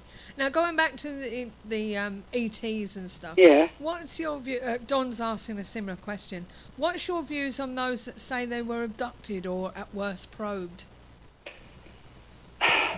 I've got major problems, frankly, Right. with this probing carry on, and especially, well, let's put it this way. Let's take it away from human beings for a second. Let's look at cattle mutilation. Yes. Okay? Because you're entering the same field. I mean, I think that cattle mutilations, in point of fact, they were always accompanied by, and they were always at night, I might add. I'm pretty sure this always happened at night. But people have been around when this was going on. They could hear a humming noise or a whirring noise. But they could never actually see anything. Well, I'm pretty sure that if there was any mutilation going on, it was the U.S. government doing it, nothing extraterrestrial. Because think about this. I mean, think about this for a second. You're supposed to be dealing with races of transgalactic beings that have got the technology to fly from one galaxy to another galaxy and land here on Earth. Why on Earth it should bother coming here, I haven't a clue, because we're a pretty unimportant little planet at the back end of nowhere. As far as I'm concerned, that if these things had the technology to get here from other star systems, what are they doing having to slice and dice cattle to see what makes them work? Think about it. You know, I mean, as far as I'm concerned, what was going on there? There was nothing extraterrestrial there. I believe it was the U.S. government. They were taking samples looking for strontium-90 and cesium contamination in the food chain, brought on by their own nuclear tests. Yeah. I think that was what was going on there. And again, blame it on ET, because I'm pretty sure that the whirring and humming noise that was heard above these the sites of these mutilations, it's the same humming and whirring noises that were heard at the minute at the missile silos in Montana, when glowing balls of light were seen flying above the missile silos. I think you'll probably remember all that, you know, at the time. And what was going on there, I'm almost 100% certain, was that the servicemen who were charged with guarding these missile silos were told on no account must you shoot at these balls of light, nor must you shine searchlights at these balls of light. Well, you've got to ask why. Why were they told not to do this? I'm pretty sure because these balls of light were not UFOs. Those balls of light were what is called the Hughes 500P helicopter. It was also called the Quiet One. Now, these things were developed for the CIA, I might add, for its clandestine operations. But these things were so quiet that you could be sitting in your house looking out in your back garden, and one of these things could land in your back garden, and all you would hear is a sound like a lawnmower, because these things were almost whisper quiet, the helicopters. They were also fitted with lighting rigs to make them, this was in this particular mode, they were fitted with lighting rigs to make them appear like glowing balls of light, which is quite helpful. They also had very fancy sound deadening equipment, but more crucially of all, they were fitted with the very first generation of infrared night viewing equipment so they could fly in total darkness. So I'm pretty sure what was seen or what was heard at these cattle mutilations was the Hughes 500P, I should say, and what was seen at the Montana missile silos was also examples of this dressed up Hughes 500P helicopter, because the CIA was up to all sorts of things as well. We should never actually sell the intelligence services down the river here, because these people are very, very capable people. Let's face it, in terms of what's going on today, we need the intelligence services to keep us safe from the ravages of lunatic groups of murderous extremists, shall we say? Yeah. Which is happening nowadays, and I think it's tragic that the media tends to give them, almost dignify them. They're giving them things, calling them an Islamic State, because they're neither a state nor are they Islamic. They've got nothing to do with that.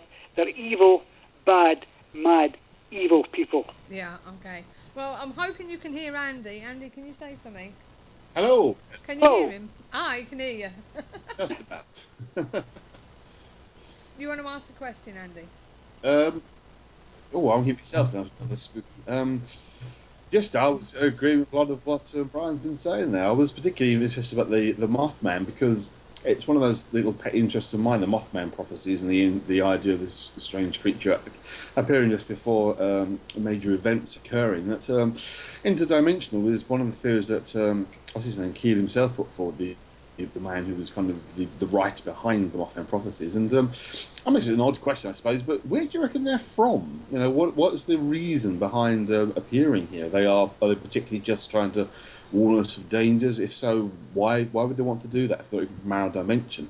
I mean, I just find the idea of them visiting to warn us of things as odd. You know, why would you come here? Did you get that, Brian? It was kind of echoey. I didn't actually get the gist of what the gentleman was saying. I'm sorry. Yeah. Okay. It was just basically asking where they were coming from, why they're coming here, and. Oh yeah. Sorry, beg your pardon. Where are they coming from? Yeah. Well, parallel dimensions, if I wanted a better word now. I think that the best way I can describe this is: have you ever heard of something? Let me think. Have you ever heard of the skull experiment? The skull? The skull experiment. Yes. Yeah. Okay. Right. Well, if you know about the skull experiment, I've spoken to Robin Foy a couple of times about some of the stuff that went on. I'm also quite friendly with a guy called Nick Kyle. Sorry, Nick Kyle. He is the president of the SSPR, the Scottish Society for Psychical Research, which is the Scottish version of the SPR. Yeah. And Nick, he also took. He was actually present when some of this was going on at school. He actually sat in some of the seances. Pretty amazing. Well, you probably come across. It was they took images. They took pictures. Shall we say, just on 35mm stock of beings that passed through, and one of them they called Blue. Okay, they just called this little thing. They called them Blue. Yeah. Now they called them Blue because there was like a blue wash over the colour stock. Okay, so they called them Blue. But the thing is, this thing is identical to a grey. Facially, it's identical. Looked a bit like lamb. I don't know if you know Aleister Crowley, that entity that he was in contact with one time. He called it lamb. No, Lamb yes, is identical to a grey, and the greys are identical to this little thing called Blue. Right. That the skull people encountered. Now, apparently, these entities exist in parallel with us, and there are various layers. It's like a ripple effect. It's like the layers of an onion, if you want. And these things live in parallel with us.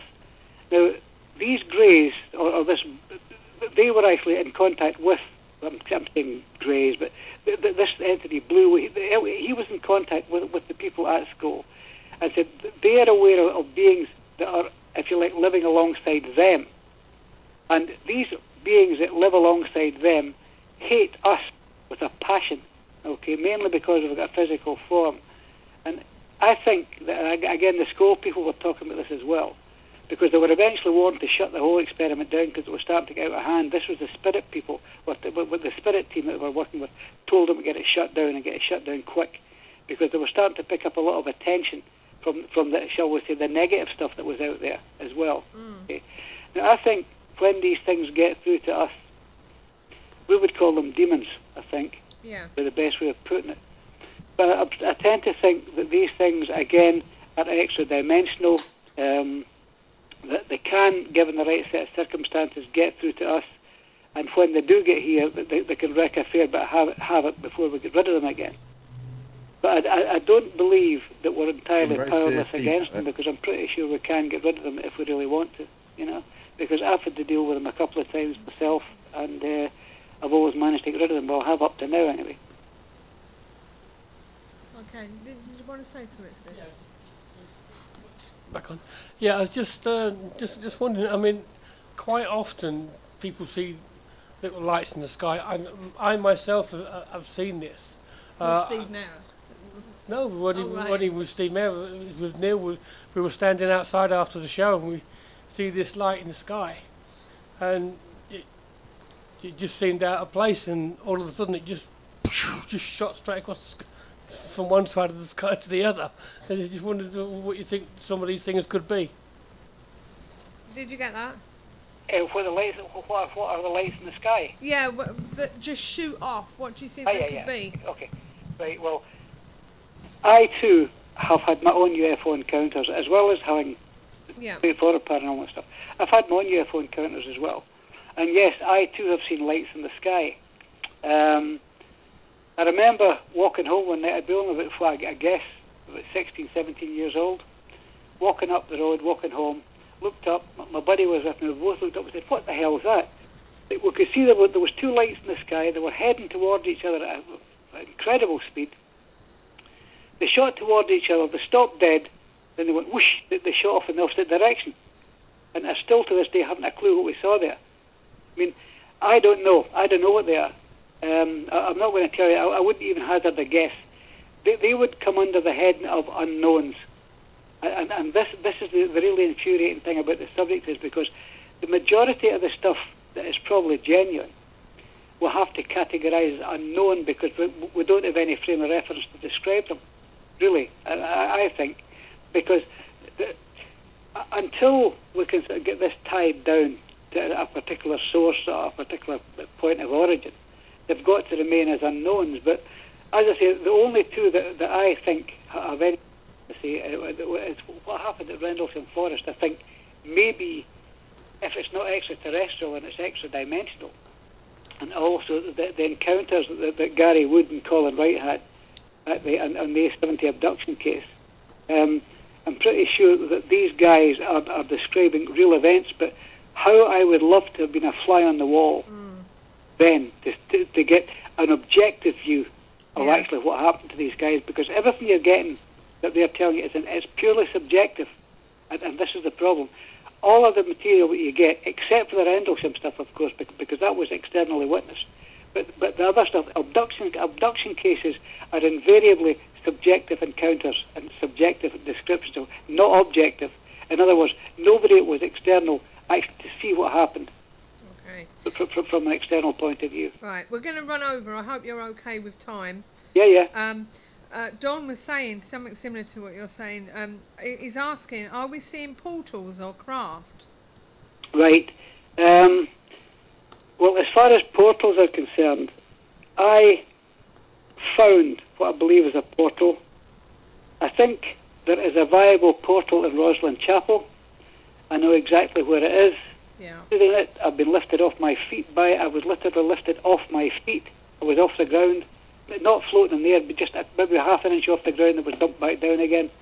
I think it's activated by light and sound, because I came up with something called the Rosslyn frequencies. If you Google the Rosslyn frequencies, you'll probably come up with my name on it. I decided that the secret of the chapel was based on sound, and that the sound is represented by designs in the cubes of the cubes of stone that are in what is called the Lady Chapel at the east end of Rosslyn. That these cubes of stone are engraved with what are called, I believe, Schladny patterns, which are, if you like, they're equivalent of sound which has been transferred into a pattern. They do it with you can do it with I think how they did it in Sir William Sinclair's day, and also Ernst Schladny did it the same way, was that they took thin metal plates of different shapes and sizes. It had to be thin, and they sprinkled very fine sand on them, securely fastened them at one point, then bowed them with a violin bow or a cello bow or something. And dependent on the tone they were hitting, that the sand would take up a pattern, on the metal plate. And I think something like that was done by Sir William Sinclair to create the tones that are represented by the cubes. You can actually see them emanating from little stone angels that are playing little stone instruments in the Lady Chapel. Okay. And the cubes are actually representing musical notes. And I think it's a thing called, the main one is called it's an augmented fourth, I believe, which is a specific musical instrument. Okay. That was actually banned by the Catholic Church in the Middle Ages, in point of fact. Right. Don also is asking, going back to animal mutilations, it says, animal and human seem to be something of a cover-up. He certainly believes that it's not devil worship, as the police say every time. He said they tell lies. Can you understand why? Is it a scaremonger? They don't want people to be scared, or? No. it depends what you're talking about. If you're talking about animal, especially human mutilation, Yeah. there's something called kindoki. Have you ever heard of kindoki? Kindoki, kindoki, no? No. No, okay. It's a practice of, how can I put this? There are certain African communities Yeah. that practice kindoki magic, okay? Mhm. And they do this by mutilating human beings and eating part of the bodies, Right. okay? It's happened over the years several times, and they've tried to stamp it down, but it's very, very difficult because they actually smuggle in body parts from Africa and all over the world to do this. Yeah, I mean, I think the police tend to lie about it to save, shall I say, community relations from getting any worse than they are, I believe. Yeah. Okay. Steve's got a question here he's given me. Why do you think many ancient cultures seem to have UFOs or sky gods associated with them? And is the reason heaven, paradise, is above us? Because they think the heaven's above us? Well, of course they do, because up is good, down is bad. That is why hell is below us Yeah. and heaven's above us, because above is good, down is below. Every civilization that's been known always needed something to either blame or praise if things were good or bad. Yeah. Okay? So it seems to be an inbuilt God gene that we all have within us.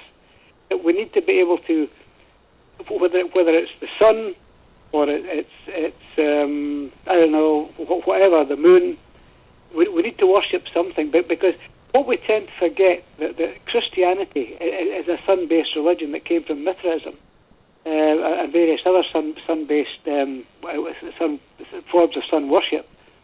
You see this even, shall we say, you know the pictures of all the saints, they've all got a halo round about their head, haven't they? Yeah. You see this? That is actually the sun. What you're actually seeing is representations of the sun. That Jesus was a sun god, and because before Jesus, you had various incarnations. There was Isis and Osiris. You had Mithras. It all goes back to a dying and rising god. This is why mostly you tend to find that the altars of churches are at the east end of the church, by and large, because most churches are based west axis. Not all, but most of them are east-west axis. And if they are, the altar will be at the east end of the church. So the congregation is facing the rising sun.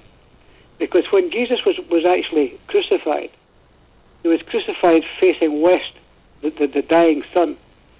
And this is the people that were standing in front of him would actually see their, it's all symbolic, the whole thing's symbolic. But it's all to do with the dying and rising sun, basically, I think, anyway. Right, okay.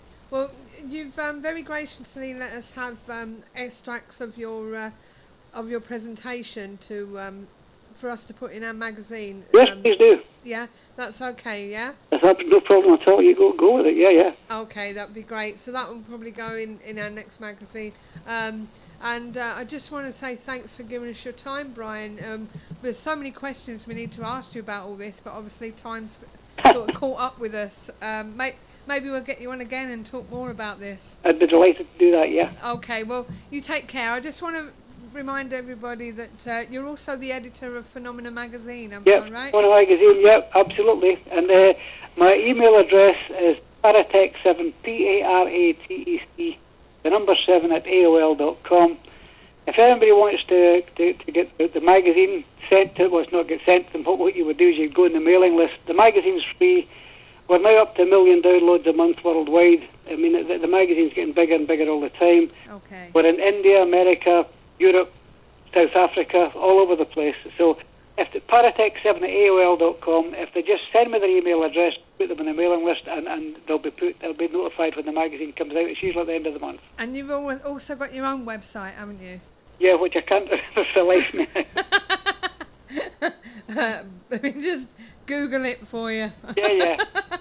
But I'll Google it for you, and and let everybody know If you would do. what it is. And thanks again, Brian. Keep in touch with us, won't you? I will do. Okay. Good night and God bless. Take care now. Bye-bye. Bye. Bye-bye. Well, that was Brian, and let me just tell you that you can find his website at Brian J. Allan, that's Allan with ALLAN, -home.co.uk, but if you just Google Brian Allan, you'll find it. What do you think, Andy? Well, I'll be honest, I did have some trouble hearing what he was saying. I know, the sound was a bit of a problem, wasn't it, there? And he's got a very staunch Scottish accent. Yes. I found him on Skype. I just happened to look on there thinking if he was online we could have switched over, but... Well, definitely next time we get him back. I'd like to get him back on, because interesting. It'd be great if it was Skype rather than on the phone. But yeah, no, I found myself agreeing with a lot of what Brian was saying. It resonates very clearly with me, a lot of what he was coming up with. The idea that these things, and we've had a discussion before, I know, but these things... as I say, an hour is not normally long enough to have a conversation, but... Oh, you're hearing me? If we had him on Skype, we probably could have spoke a bit more about it as well. So maybe next time, Don. Sorry about that. So, but as I say, what? Yes. What? Yes, we can hear I you. can hear you. I can hear you. I was in the middle of saying something, and then you say. Sorry, I didn't. I thought you stopped. Go on. What was you saying? I was in the middle of a sentence. Go on. I've forgotten now. We were talking about having him back on. You said it'd be great to have him back on, and then you stopped. But no, I didn't. I carried on. So the bits I did hear were very interesting. I found myself agreeing with a lot of what I was hearing. I see. I was about to say that the idea of these things, the them, being sometimes seen as ghosts, sometimes seen as aliens, sometimes seen as other things, they're all, I think, as I think Brian was kind of saying, come from elsewhere. They're all essentially the same kind of thing coming from this elsewhere place that John Keel talked about in the Mothman prophecies. I mean, some of the Keel stuff is a little bit sort of left of field, really, but the essential thrust of what he was saying about the Mothman and other phenomena was that they're coming from somewhere. So you can't just sort of point to a star and say they come from that planet, or they are the souls of the dead departed, or they're demons or angels. There's something else. They are the others, whatever. Well, we covered quite a bit there. We didn't just cover the truth that lies about the ufology. We went into animal mutilation. We went into other sides of the darkest diabolical magic, as you call it, Andy. But on there about animal mutilation. I mean, I know genuine Satanists, and they are very offended because most Satanists do not practice any kind of animal torture or mutilation. Some devil worshippers is interchangeable to Satanists, but there are some forms of magic. I've got the books here that do call for animal sacrifices, but none call for mutilation. That's not seen as relevant or useful. It's lifeblood and life force that dark magic tends to want to take from animals, and that's mutilating doesn't really achieve anything. So when these animals are mutilated, are they dead? Have they been killed? Well, there are animal sacrifice rituals. But the animal was killed as part of the ritual, and that's it. Nothing else is done to them. They're not sort of ripped to pieces or anything, or bits chopped off and the body's in thrown elsewhere. They're sacrificed. So so they're not. It's not a case of. The ones that are being found are having body parts missing. Right, yeah, okay. Cut open, cut things body like parts have been rectums being missing. removed. Oh, I That's see. what they're finding. Right, okay. So a common one is the rectum being removed from an animal. I mean, that serves actually no purpose in magic or whatsoever. No. It is a mystery.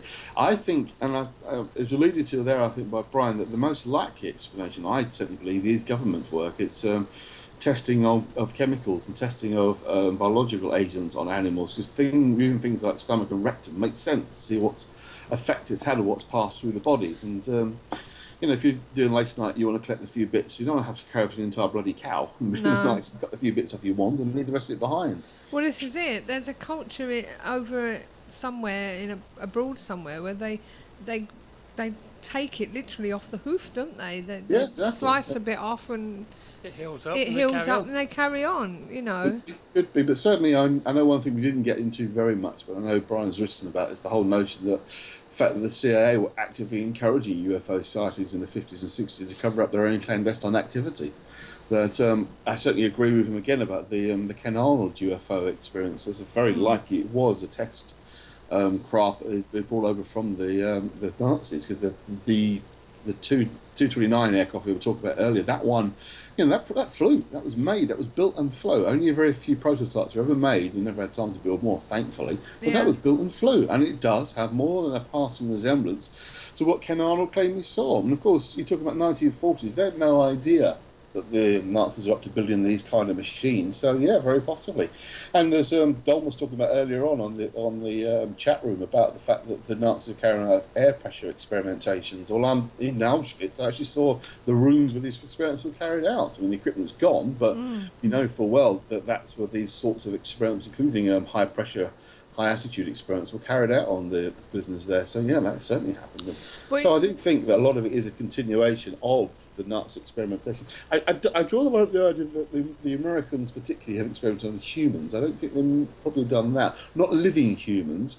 Again, one of the stories that is an explanation for Roswell is the testing of rockets, and they did put cadavers into the rockets in order to see what effect it would have on the human tissue and bones, rather than risk a living person. Obviously, if the takeoff rips limbs off, it's, rather have limbs of a cadaver ripped off than a living person. And again, the fact that this craft crashed and was a very severe fire, because obviously the jet fuel is very, very flammable.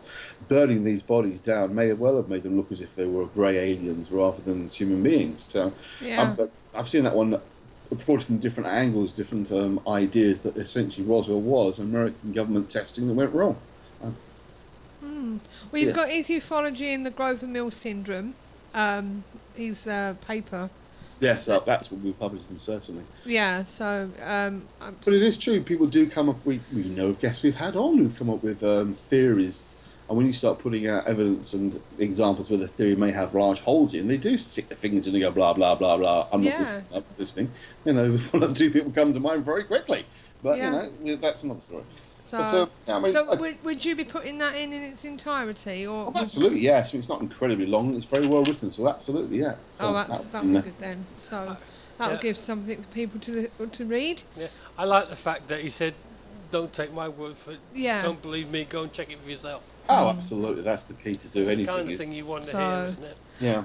Don's saying he's heard Japanese POWs deformed Nazi experiments. No wonder America won't admit to it. So I don't know what he's on about. Do you know what he's on about? Being performed rather than deformed Nazi experiments.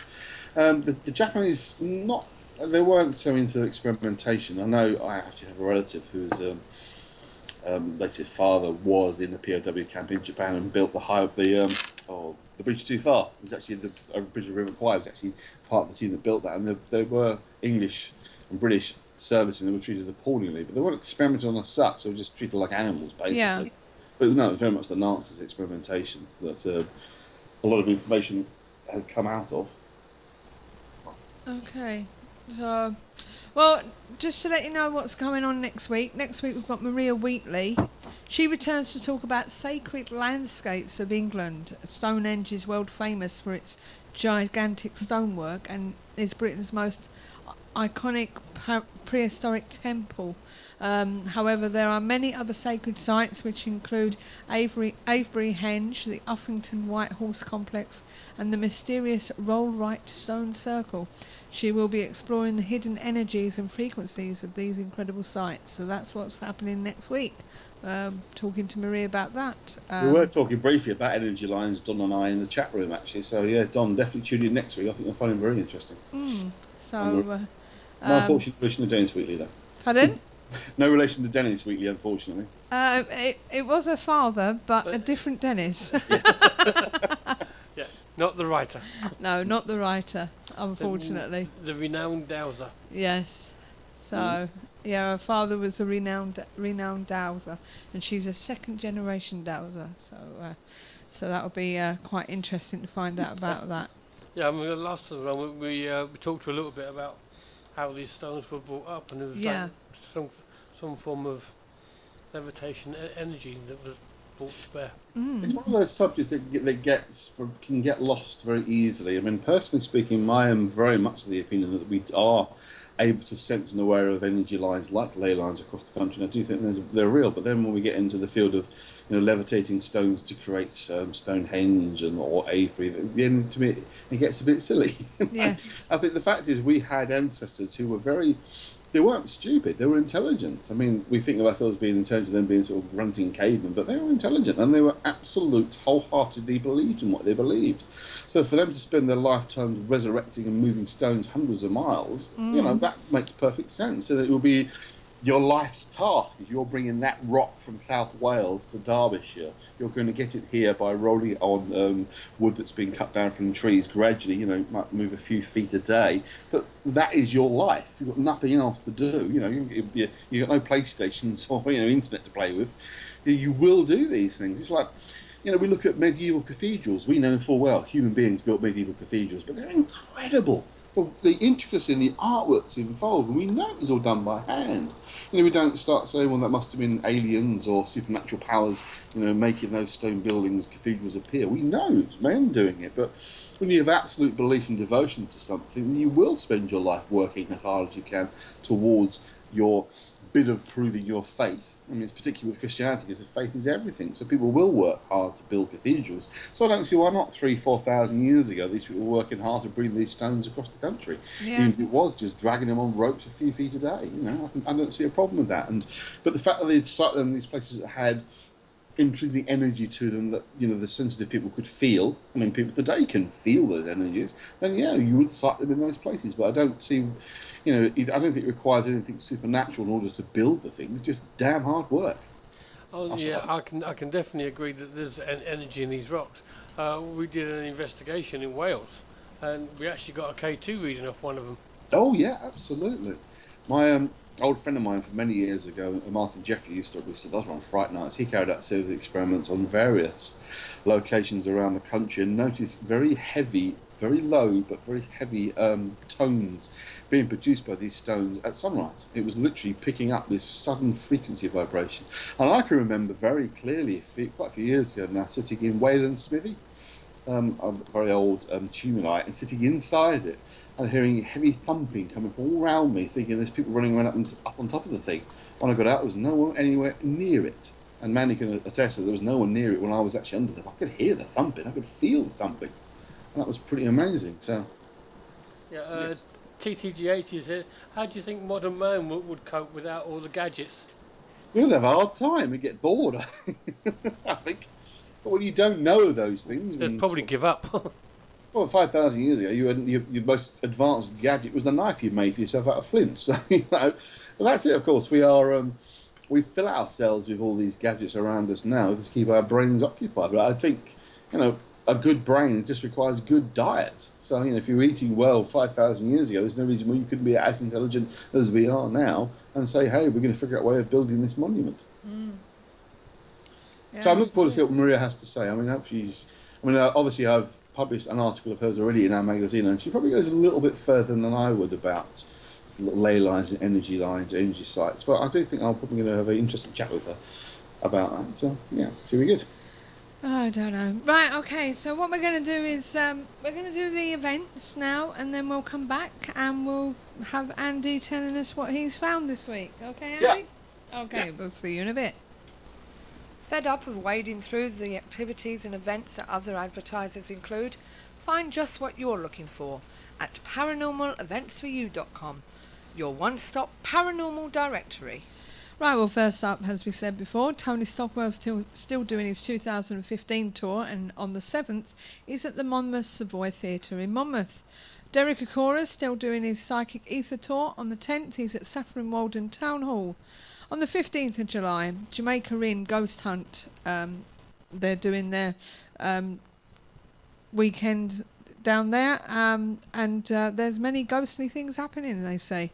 On the 18th, Trident Paranormal are at the Condor Castle and Farmhouse Ghost Hunt in Ripley, Derbyshire. Also on the 18th, you can join ITS, that's It's Paranormal UK, as they head into the labyrinth, that is the HCDP in Hull. Sunday the 19th, the Highgate Vampire Symposium 2015 is upstairs at the Gatehouse. Yes, that's what it's called. Highgate Village, London. And on the 25th of July, you can join Trident Paranormal at the National Emergency Service Museum at Westbar, Sheffield. For more information on these and other events, visit paranormaleventsforyou.com. Paranormaleventsforyou.com also offers banner advertising for only £10 per year. See our website for more details. Paranormaleventsforyou.com, your one-stop paranormal directory. Yeah, that's what's coming up over the next few weeks, and as Andy said before, he will be at the Highgate Vampire Symposium, won't you, Andy? I will indeed, yes, looking forward to it. Finally meeting a few people I've been talking to, obviously after the show, continue talking via Facebook to a few, and it'd be nice to actually finally meet people like Dave Farron. I mean, I've never actually met him, which is quite strange to think how much I know about the man, but yeah, looking forward to it. Okay, and I believe that you'll be doing a write-up about it or something? Certainly will be. It's going to be a fairly major feature in the September edition, the August edition. Of the magazine. It'll come out at the end of July. And I'm hoping to get some short interviews of some of the other speakers there as well. I mean, we've already got a friend of the show, Charles Walker, who's been on before. He's one of the speakers there, but there's a few others I'm hoping to catch up with, particularly Jacqueline Pierce Simpson. She's a long-term folklore researcher. She's a doctorate in actually folklore, and I've read a lot of her work before, so I'm quite looking forward to meeting her. So, and Miss Della Farron herself, the person I've spoken to at the moment, looking forward to actually finally meeting her. Okay. So it should be good. Now, don't forget the July edition of the KTPF magazine is out now, and you can get your copy from the website here by clicking online magazine. And if you are interested in giving us a contribution to the magazine, whether it be showcasing groups or highlighting venues, then just send your article to editor@ktpf.co.uk. And as Andy says, there will be contributions coming in every time that we do the magazine, plus our regular features and much more. So why don't you get yourself a copy? And it's all free, and it does accompany the show. So doesn't it, Steve? It does. There you go. And I just discovered how to build Stonehenge. Oh, have you? Yes. Oh, yeah. I just put it in the chat room. Oh, yeah. Well, if they dig down, they could have dug down. Yeah. Then you can bring the uprights in, stand them up. Yeah. Put the earth back. Yeah. So it's flat again. Yeah. Then put the tops on and dig it all back out again. That's exactly what's been suggested. They did build mounds of earth along the sides as they were digging the holes for the other uprights, put them against the side of the main stands and push the stones up on top. Yeah, it's not...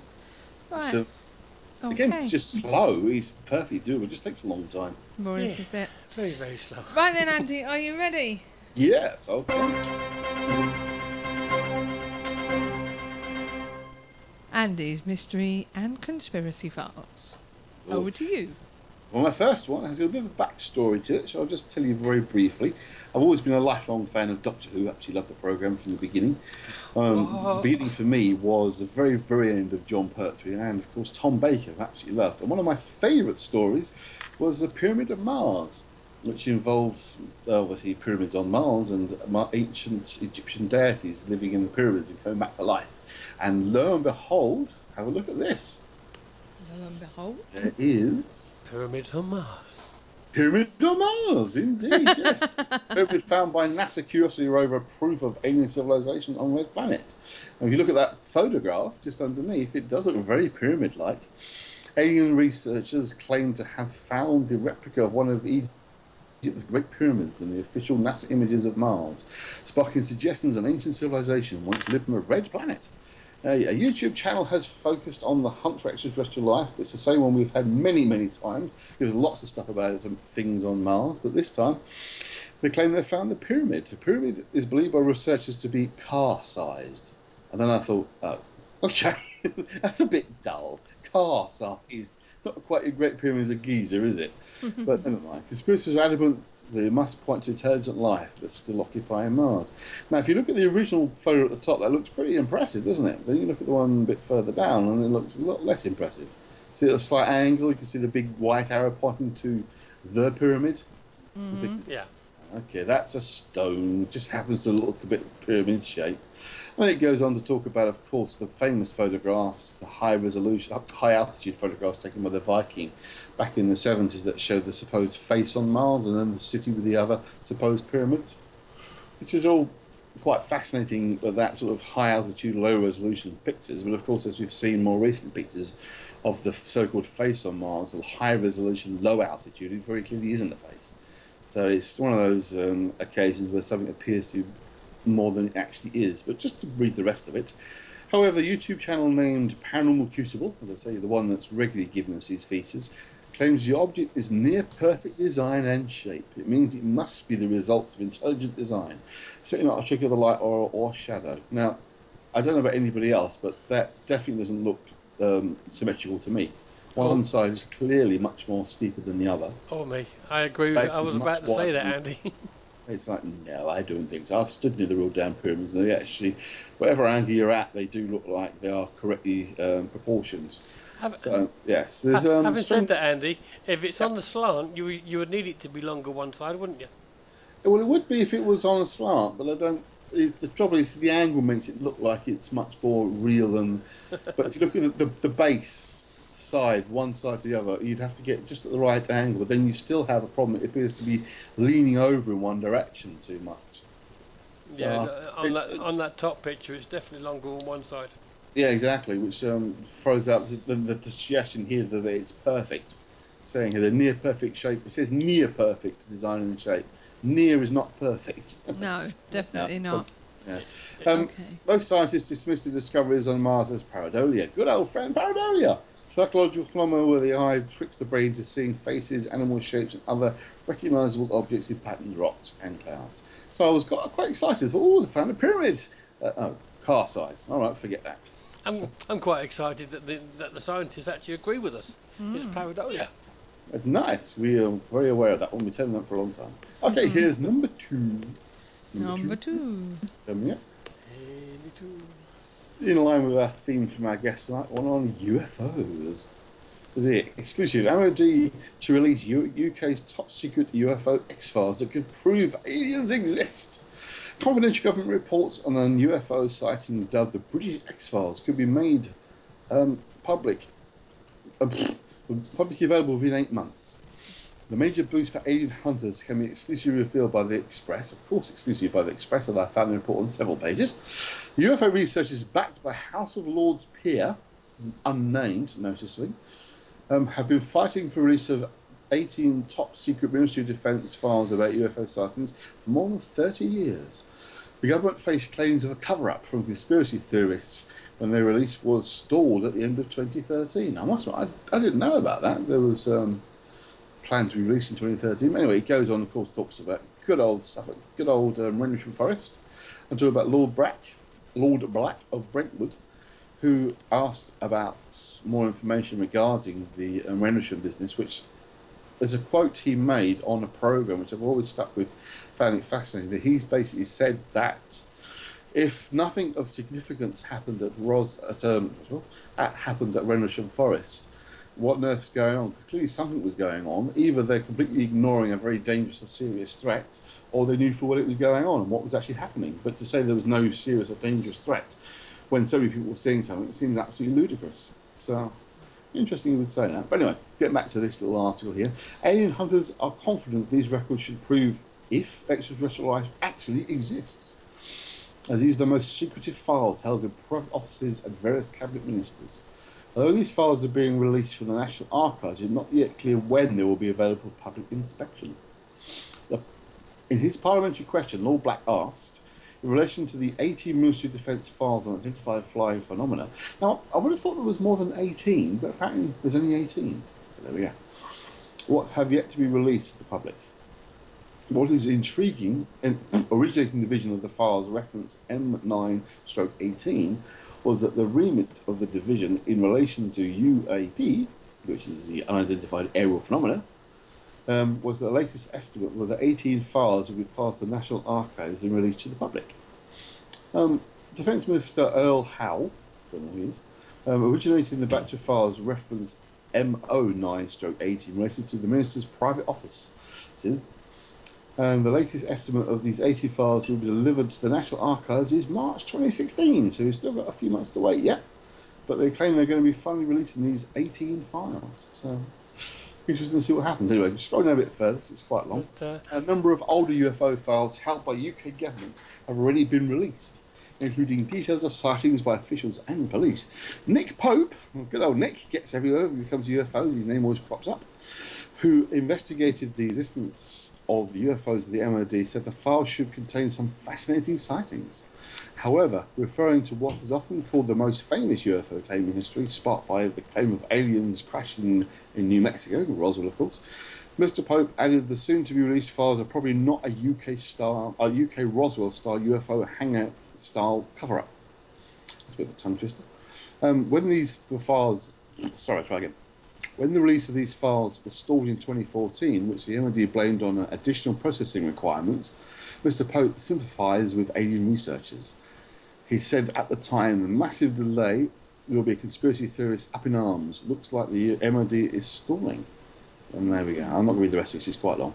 But yeah, so it looks like we might have some very secret official files about to be released. But how much of them files will be redacted, though? Yes, this is the question. You think, well, maybe the reason why there's been delays is because they've found things in them that they don't really want released. Now, whether that's because they are genuinely aliens or it's because there's military technology that's gone awry, like Roswell type thing, we don't know. We just have to wait and see.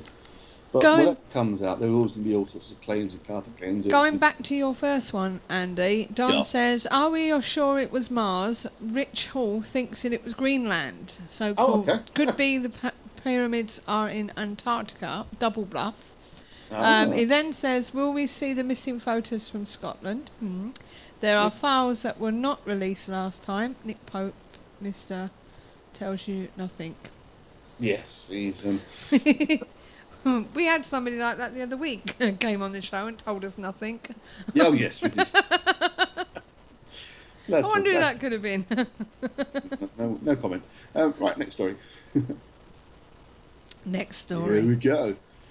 Going back to that we were talking about before the show. Did NASA really land on the moon? Russians want probes into missing video and lunar rock. Now, when I came across this one in the week, I was actually genuinely quite surprised that this is supposed to have happened, and it does really add fuel to the fire that there is something amiss about the landings. Now, I'm not saying necessarily that they're all fake, but there's something definitely amiss when you read this. Russia is calling for a formal investigation that would clarify once and for all if the US did ever land anyone on the moon. Vladimir Markin, for once it's an easy name to say, not some Vladimir Hofolovsky, it's just Vladimir Markin. A spokesman for the government's official investigative committee said that it is calling for an inquiry to find out what happened to the original footage of the first moon landings in 1969, and also the lunar rock brought back to Earth during several quotation marks missions. The moon landings have been stable of controversy, blah, blah, blah, you know about that. Mr. Macon did not go as far as suggesting the missions were faked, but said that part of the world's history was right to establish what happened, and an inquiry should provide new insights into the historical journeys. He said, we're not contending that they did not fly to the moon and simply made a film about it, but all these scientific or perhaps cultural artifacts are part of the legacy of humanity, and their disappearance without a trace is our common loss. The investigation will reveal what happened. The call comes, and this is the important bit, and the call comes amid the ongoing tension between Russia and the US over the world affairs and the return of the space race. In 2009, NASA said it erased the original video recordings of the first moon landing, among 200,000 other tapes, in order to save money. I find that incredible. They erased the original tapes. I mean, if that doesn't add fuel to the fire of conspiracy around the moon landings, nothing does. To actually say they've erased them, it's like one of the greatest events in history, and they erased the tapes. I mean, we talk about erased Doctor Who tapes or missing, Dad's Army tapes as being bad, but the moon landings? I've just found that incredible when I read that.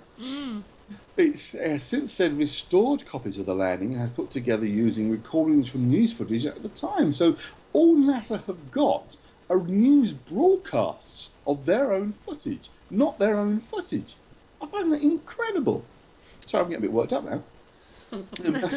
Because the restoration work undertaken during this, the recording quality is better than the originals and much longer, and which are no longer available. I just find that absolutely unbelievable. Wow. They do that. Anyway, in 2001, Dr. David McKay, Chief Scientist for Planetary Science and Exploration at NASA's Johnson Space Center, said most of the soil and rocks removed from the moon were stored here, but it's unclear where they are now, 46 years later on. How can they lose stuff like that? It's locked in the dust. It's like, oh, God. That's got you, innit? It's ridiculous. It reminds me of the late 1960s when they wanted to examine JFK's brain and found that it was missing from the National Archives. Like, well, who's nicked his brain? It's ridiculous.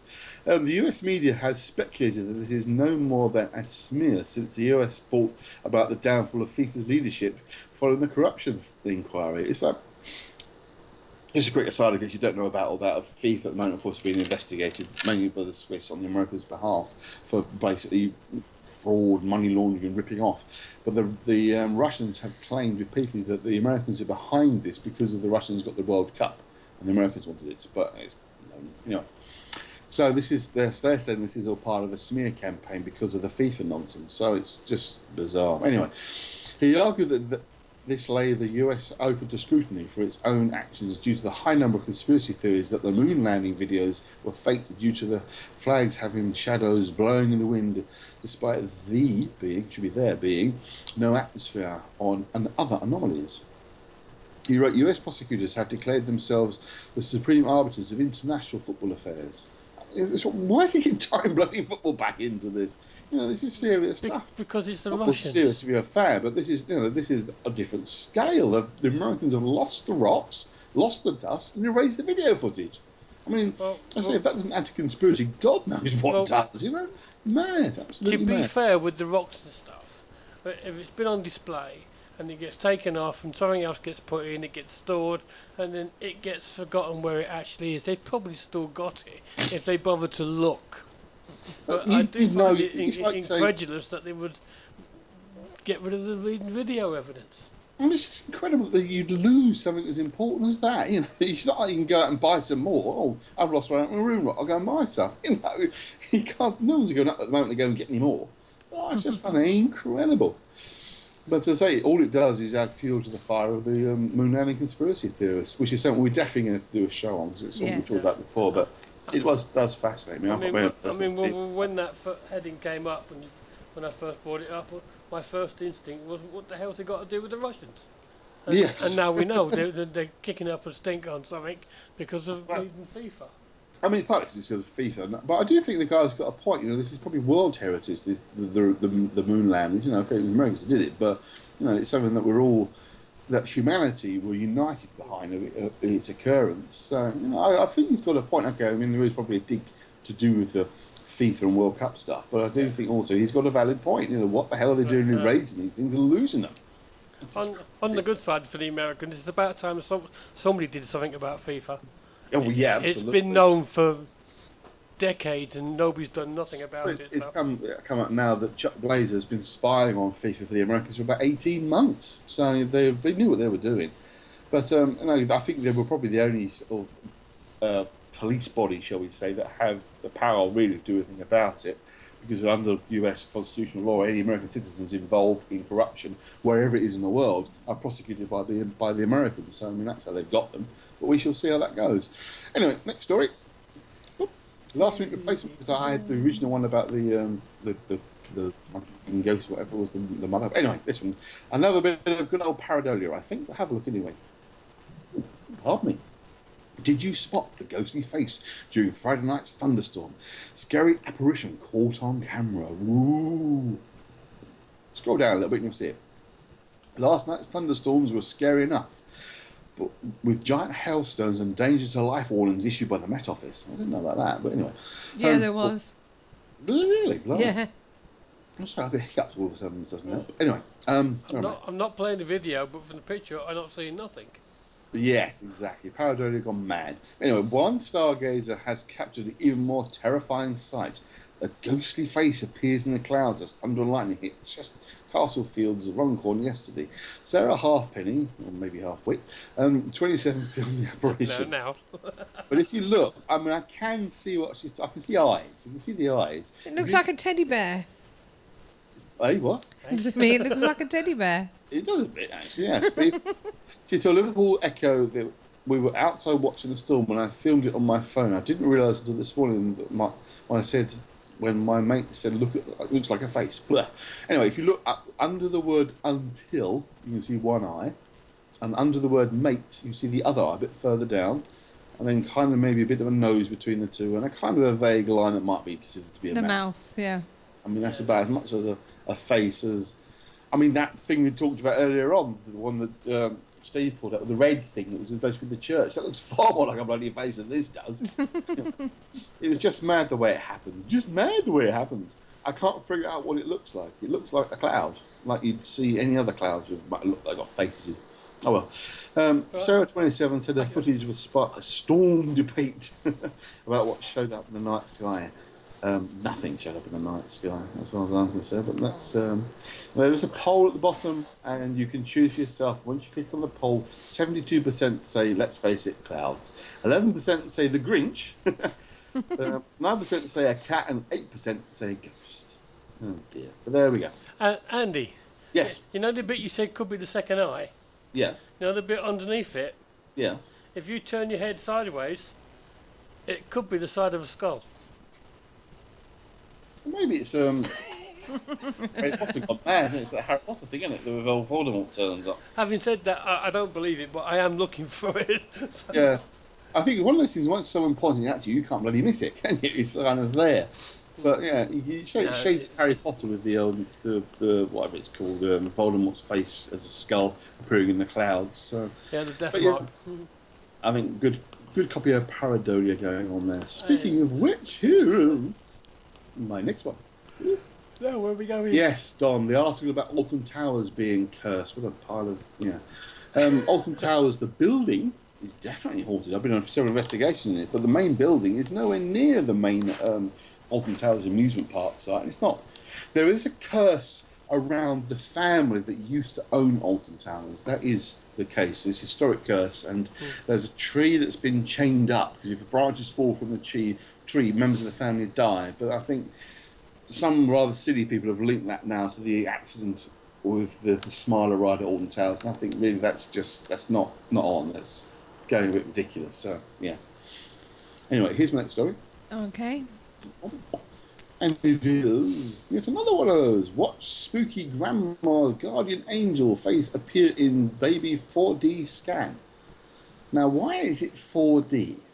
That I find strange. I mean, it's not even 3D when we look at it, so how is it 4D? But anyway, this is the eerie moment the face of a guardian angel appears in the 4D scan of a baby girl in the womb. John and Leslie McHale, both 33, got the biggest surprise of their lives when they noticed the familiar face pop up in their baby Manson's scan. Now, to me, if that is a face, you can probably see the bit, without playing the video footage, it's a big circle around what might be two holes or eyes, might be a vague nose and a mouth looking a bit shocked. You see it? Yeah, that does look like a face, I admit that. Like a pointed ear next to it sticking out. But if you play the clip, fortunately there's no sound to it, but you just play the clip and watch. You can see the baby quite clearly. Obviously there's the eye, nose and mouth, etc. You know, the baby's very obvious, as I think. But as they move the thing in... No, there it is, yeah. Yeah, I just see it appear there. The fake face appears there. But that's whatever's in there. That's not a what's its face. Pareidolia again, the isn't cord it? and the hand and everything just coming together at the same time. What I can see is the baby's arm or hand has moved across the face. It's right its face, and that, if you watch it distorts, but that to me looks like it's just the arm that's creating that image. But anyway, when the couple from Seek Up London took home a scan for their first job, they noticed a face slowly appear and stay on the screen. They didn't see that at first, but my mum was in the hospital with us, and she said she had seen it on the screen. Said prison custody to the officer, John. She told us to take it home and watch it. And when we noticed it, I mean, if you're told to look for a face, you'll probably find a face. But no, pareidolia, I think. I mean, again, you can do the old what do you think? And it comes up 56% strange coincidence, 31% very spooky indeed, but that doesn't mean anything. It could be spooky, but not there. And then the last one, 15% can't see anything. There we go. Well, the ones that can't see anything are rather stupid. Well, yeah, I mean, it's obvious. But do you remember the one I did a little while ago about the grandfather and the face in the scan? Yeah. Yeah, I mean, it's that natural ability, natural normal thing that we all do. To try and find faces in random patterns. It's in our, our mental makeup to humanise things, to make them more friendly and less abstract. It's just naturally what our brains do. I mean, we've all seen pictures of all with faces in. Well, not all, it's bloody dust, but we've seen with faces in and all sorts of things. But speaking of faces and the images, I don't have a silly video for that. No silly video? No, only that was so bloody obvious. But I found a rather interesting photograph, which rather took me by surprise. Here we go, have a look at this. I'm going to Google silly video in a minute. Look at the picture. Look at the picture. A Japanese Hitler. Yeah, absolutely. This is only. It's not even. It's not Photoshop. It's real. Here's the article. It's actually genuine. Let me just put this up. There's the article it came from, and I was and you fell about laughter when I saw that picture. You look so uncomfortable. It's unreal. But here's the article itself. Oh. There it is, exclusive. The picture evil Adolf Hitler never wanted you to see.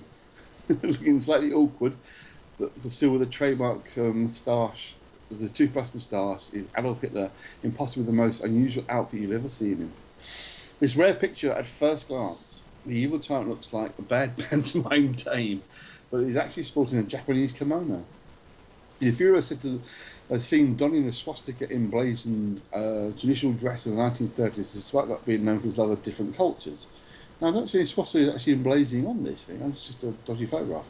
But the exact origin is not known, but it's been speculated it was taken to commemorate the signing of the international pact between Germany and Imperial Japan on 25th of November 1936. So there we go. That's quite sad, really. Look, as we know, the market for Nazi memorabilia continues today and has become a regime that's produced vast quantities of items such as pistols, swords, knives, batons, etc., etc., etc. So, there we go. Now, there's another little video at the bottom, 10 things you didn't know about Hitler. Now, I suspect the image that is being used for that video clip may not be real. I don't think he was ever built quite like that. But there we go. I just thought it was rather interesting. I did find another image, which I can't find again, which basically showed Hitler kind of laughing over his shoulder for some kind of press photograph which was taken, which was he obviously deemed was not appropriate. It just looks bizarre. He looks really cool. Scary man anyway, but he looks demented. He really does in that picture. So there we go.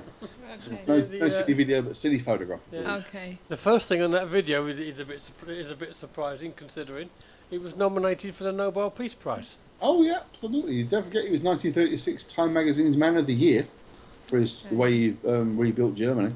Absolutely. Okay. It was one of those things because Central Europe was in chaos and there was all sorts of issues, and the Americans didn't particularly like the idea of the Russians, communists spreading across. The fact that he was like the frontline defence against communism, most of us sort of further west, including us in America, loved the fact that this guy was staying known to communism, because very briefly, of course, Bavaria nearly split away from Germany and became a Soviet state. For a very brief period of time, it was a Soviet state. Soviet in the sense that it believed the Soviet communism was not part of Russia, but it was very closely linked to Russia. So, the fact that was a real possibility that the communism might now spread across a decimated Western Europe and Central Europe was very worrying. And this guy came along and said, no, I'm not having this happen. So, yeah, it's one of those things that they don't talk about. But before the war and before the real reality of what was happening came to light, he was seen as someone that was saving the rest of Europe from communism. So there you go. Okay, thanks, Andy. Okay, that's my little collection of silliness this week. Right, I'm just going to go back to the story that I had for my Tupenneth. We were going to post analysis it, wasn't we? Absolutely. Now, if you've just joined us, or you joined us after my Tupenneth, we were talking about the husband who called a Ghostbuster in because he was convinced that evil demons were molesting and beating up his wife every night, and the fact that a medium had come in and charged £100 for 3 hours' work to get rid of these demons and this incubus demon. We was going to talk about this, weren't we, Andy? Absolutely. Why do people charge for this sort of thing? Really and truthfully, and two, you were giving your opinion, weren't you, about this? About the guy saying he's not beating her. Yeah. So where could she be getting these bruises from? Well, this is the worrying thing, you see. I mean, we're dismissing this as being nonsense, but I mean, the supernatural. Oh, sorry, excuse me, the incubus side. Even when obviously I've written a great length and talked about it at great length about demonology, that I really find these things just do not exist. There are plenty of psychological explanations for the kind of supposed activity of these supposed demons, anyway. But it could be that she's suffering some kind of rare illness that's actually causing these bruises to appear. Because as I said before, I did briefly try and find that article I read a while ago about the young lady whose legs are amputated because these nasty bruises that were appearing in his legs were actually blood clots, but I couldn't find it, unfortunately. But yeah, the article was basically saying this kid, had these marks on his legs, and they weren't sure what was causing them, and they were seen just as bruising until the doctors investigated because they were happening regularly, and they were actually part of a very serious blood clot problem he was suffering, lower legs, to the point that he had to have them amputated. Now she could be suffering some kind of serious illness that's not being investigated properly because of this ludicrous nature about, demons coming in and doing naughty things to her. Apparently, the two minions, for want of a better word, demons, are holding her down while this incubus is doing what he wants with her. I mean, that's straight out of the entity, the film entity, not the story behind it. Because most of these sorts of films, they're way off the real, true story of events. Most of the entity story is more poltergeist-based than actual continual sexual attack. So it is... It's worrying that it's being treated very lightly, as if if it's just a bit of a joke. Whereas it needs proper investigating. There's something I would not be surprised if something much more serious is going on here. Whether, as I say, whether it is domestic violence disguised, or that she is suffering some kind of quite serious illness that is not being treated properly because of this ludicrous rubbish about coming along and exercising these ghosts and them not going away. I mean, how did this guy identify these demons? What's his basis for them? It's that kind of territory again of there are issues about supposed demonologists having claims about things and then things don't get investigated further because these guys said, "Oh, I've cleared this thing out," when other things could well be going on. Steve? On the guy's Facebook page, he didn't actually know the story was coming out. He didn't tell him until afterwards. But he said he does it for the money. That's how he makes his living. Yeah.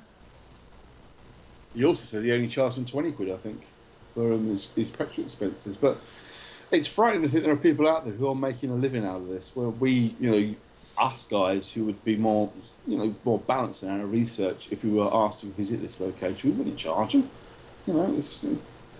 I just find it strange. The other thing that we were talking about in the week as well that I thought was a bit odd was this version of the story. There are more than one version I've seen online. Shows the picture of the supposed small ghost sitting in the corner of the bedroom, but there are other photographs of the bedroom which are without the ghost. There's a box sitting here where this little figure is supposed to be standing. Now, why has the box moved? There's no mention of why the box has been moved for this thing to be then visible. Also, it looks for all the world like one of those little China doll things that's been left sitting there. Yeah, that's what Sue said when she first saw it. The bit you posted mentioned just then, and he said some of you on his Facebook page. He says some of you may have seen this article online this evening. Just to confirm, I always treat any work I do as confidential. The couple contacted Wells Online themselves, and the Mirror, Daily Mail also picked this up. In this situation, they have misquoted the fee for the visit. As many of you know, in these situations where someone is in distress, all I ask for is a contribution towards my travel cost, which in this case was £20. Mm-hmm. It goes on to say that they're going on saying in the paper that they're still being pestered, but he says to the best of his knowledge And further to confirmation from the couple, in that same week, there was no further worries or concerns after his visit. You know what I mean? So is this the paper embellishing? You know what I mean? So Newspaper embellishing a story? Never. Oh, that never happens. so at least we can now, cover that and say that at the end of the day that it's been misconstrued and misquoted and stuff. Yeah, words from the man himself. He only charged 20 quid for his travel costs. Yeah. And when he left, as far as he was concerned, he was clear. Yeah. So obviously either the couple or the paper are making the best of it. Yeah. Yeah, this is it. It's more than one newspaper because I've just found this is what I'm looking for. This is the Mirrors version because this is the one I was going to use because it gives you a slightly clearer idea. Let me just fit that into our chat room, please. Hopefully you can see this. Come on. Give me 2 secs. If this link will work. Nothing came through. Oh, I know what's wrong. Hold on 2 secs. Give me a moment. Give me a moment. Give me a moment. Hang on. Dun, dun, dun. Dun, dun, dun, dun. There we go. It works. Good. Everyone click on that link for the Mirrors version. Yeah. A few more photographs. Yeah. Scroll down. You'll see the couple standing in the bedroom of one of all the boys. 3 beds there. A bit further down, you can see the image, supposedly, of the quotation marks ghost. Yeah. Demonic at child. the end of one of the beds. The question I'm looking, if you look at the picture of the couple standing, there's a red-lidded storage box. Yes. That sort of lives there. Why was it moved? And then this figure apparently appears. Yeah. It just seems something just does not ring true. Well, a lot of it doesn't ring true, but I do wonder if they've been paid for this stuff. And that, of course, is the clue. If they've been paid for it, then that's, of course, they're going to go to the press. She's a care worker, which never pays very much. Should often pay more than it does. But certainly he's unemployed, so they probably need the money. Got 4 kids to raise, for God's sakes. Now, I find this all wrong on so many levels of stuff. It's worrying, It's coming with the, sort of representative of recent film Paranormal Activity. Is putting all those sort of strings. I wouldn't be surprised if it doesn't turn out to be promotional material for some low-budget found footage camera film, with ghosts in a home in Britain, kind of an English version of Paranormal Activity. It wouldn't surprise me. Because it ticks all those buttons, It's saying automatically it's the stereotype stuff there, he used a Ouija board, therefore it must be the Ouija board that brought these demons through, It's come on, it's ridiculous. And like you said, if that box lives there, why move it? Yes, exactly. That to me is odd in itself, and that just looks to me like some doll they found in a charity shop and stuck in the corner there next to a very messy bed. Yeah. But, I don't know. This doesn't add up. Well, apparently he didn't even know that the article was being done, to be honest with you. Well, I'd say I would not be at all surprised if a few quid's changed out of this story. I really wouldn't be surprised at all. And of course, if they haven't got money, then they're not going to have it used. I mean, the one picture you see of the supposed molestation marks on the back of Tracy, it does look like bruising that could be caused by any number of, when you've got a large spread bruise, that could be you bashed yourself falling over, or it could be the sign of a blood clot problem. It needs to be looked at properly by a doctor, not just simply. My husband runs cream into my bruised back every day, but the pain won't go away. That suggests something very wrong with her back, not that she's being attacked. Yeah. She's got a medical problem he's looking into. I agree. It's definitely needs looking at from a medical point of view.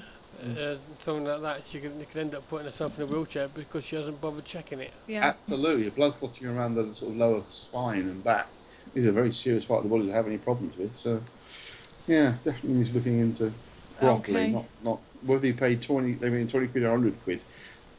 A medium is not the right person for this investigation. Not when there's physical damage like this. Okay, when we visit houses ourselves, when objects apparently been moved and noises, etc., you investigate that as a paranormal investigator.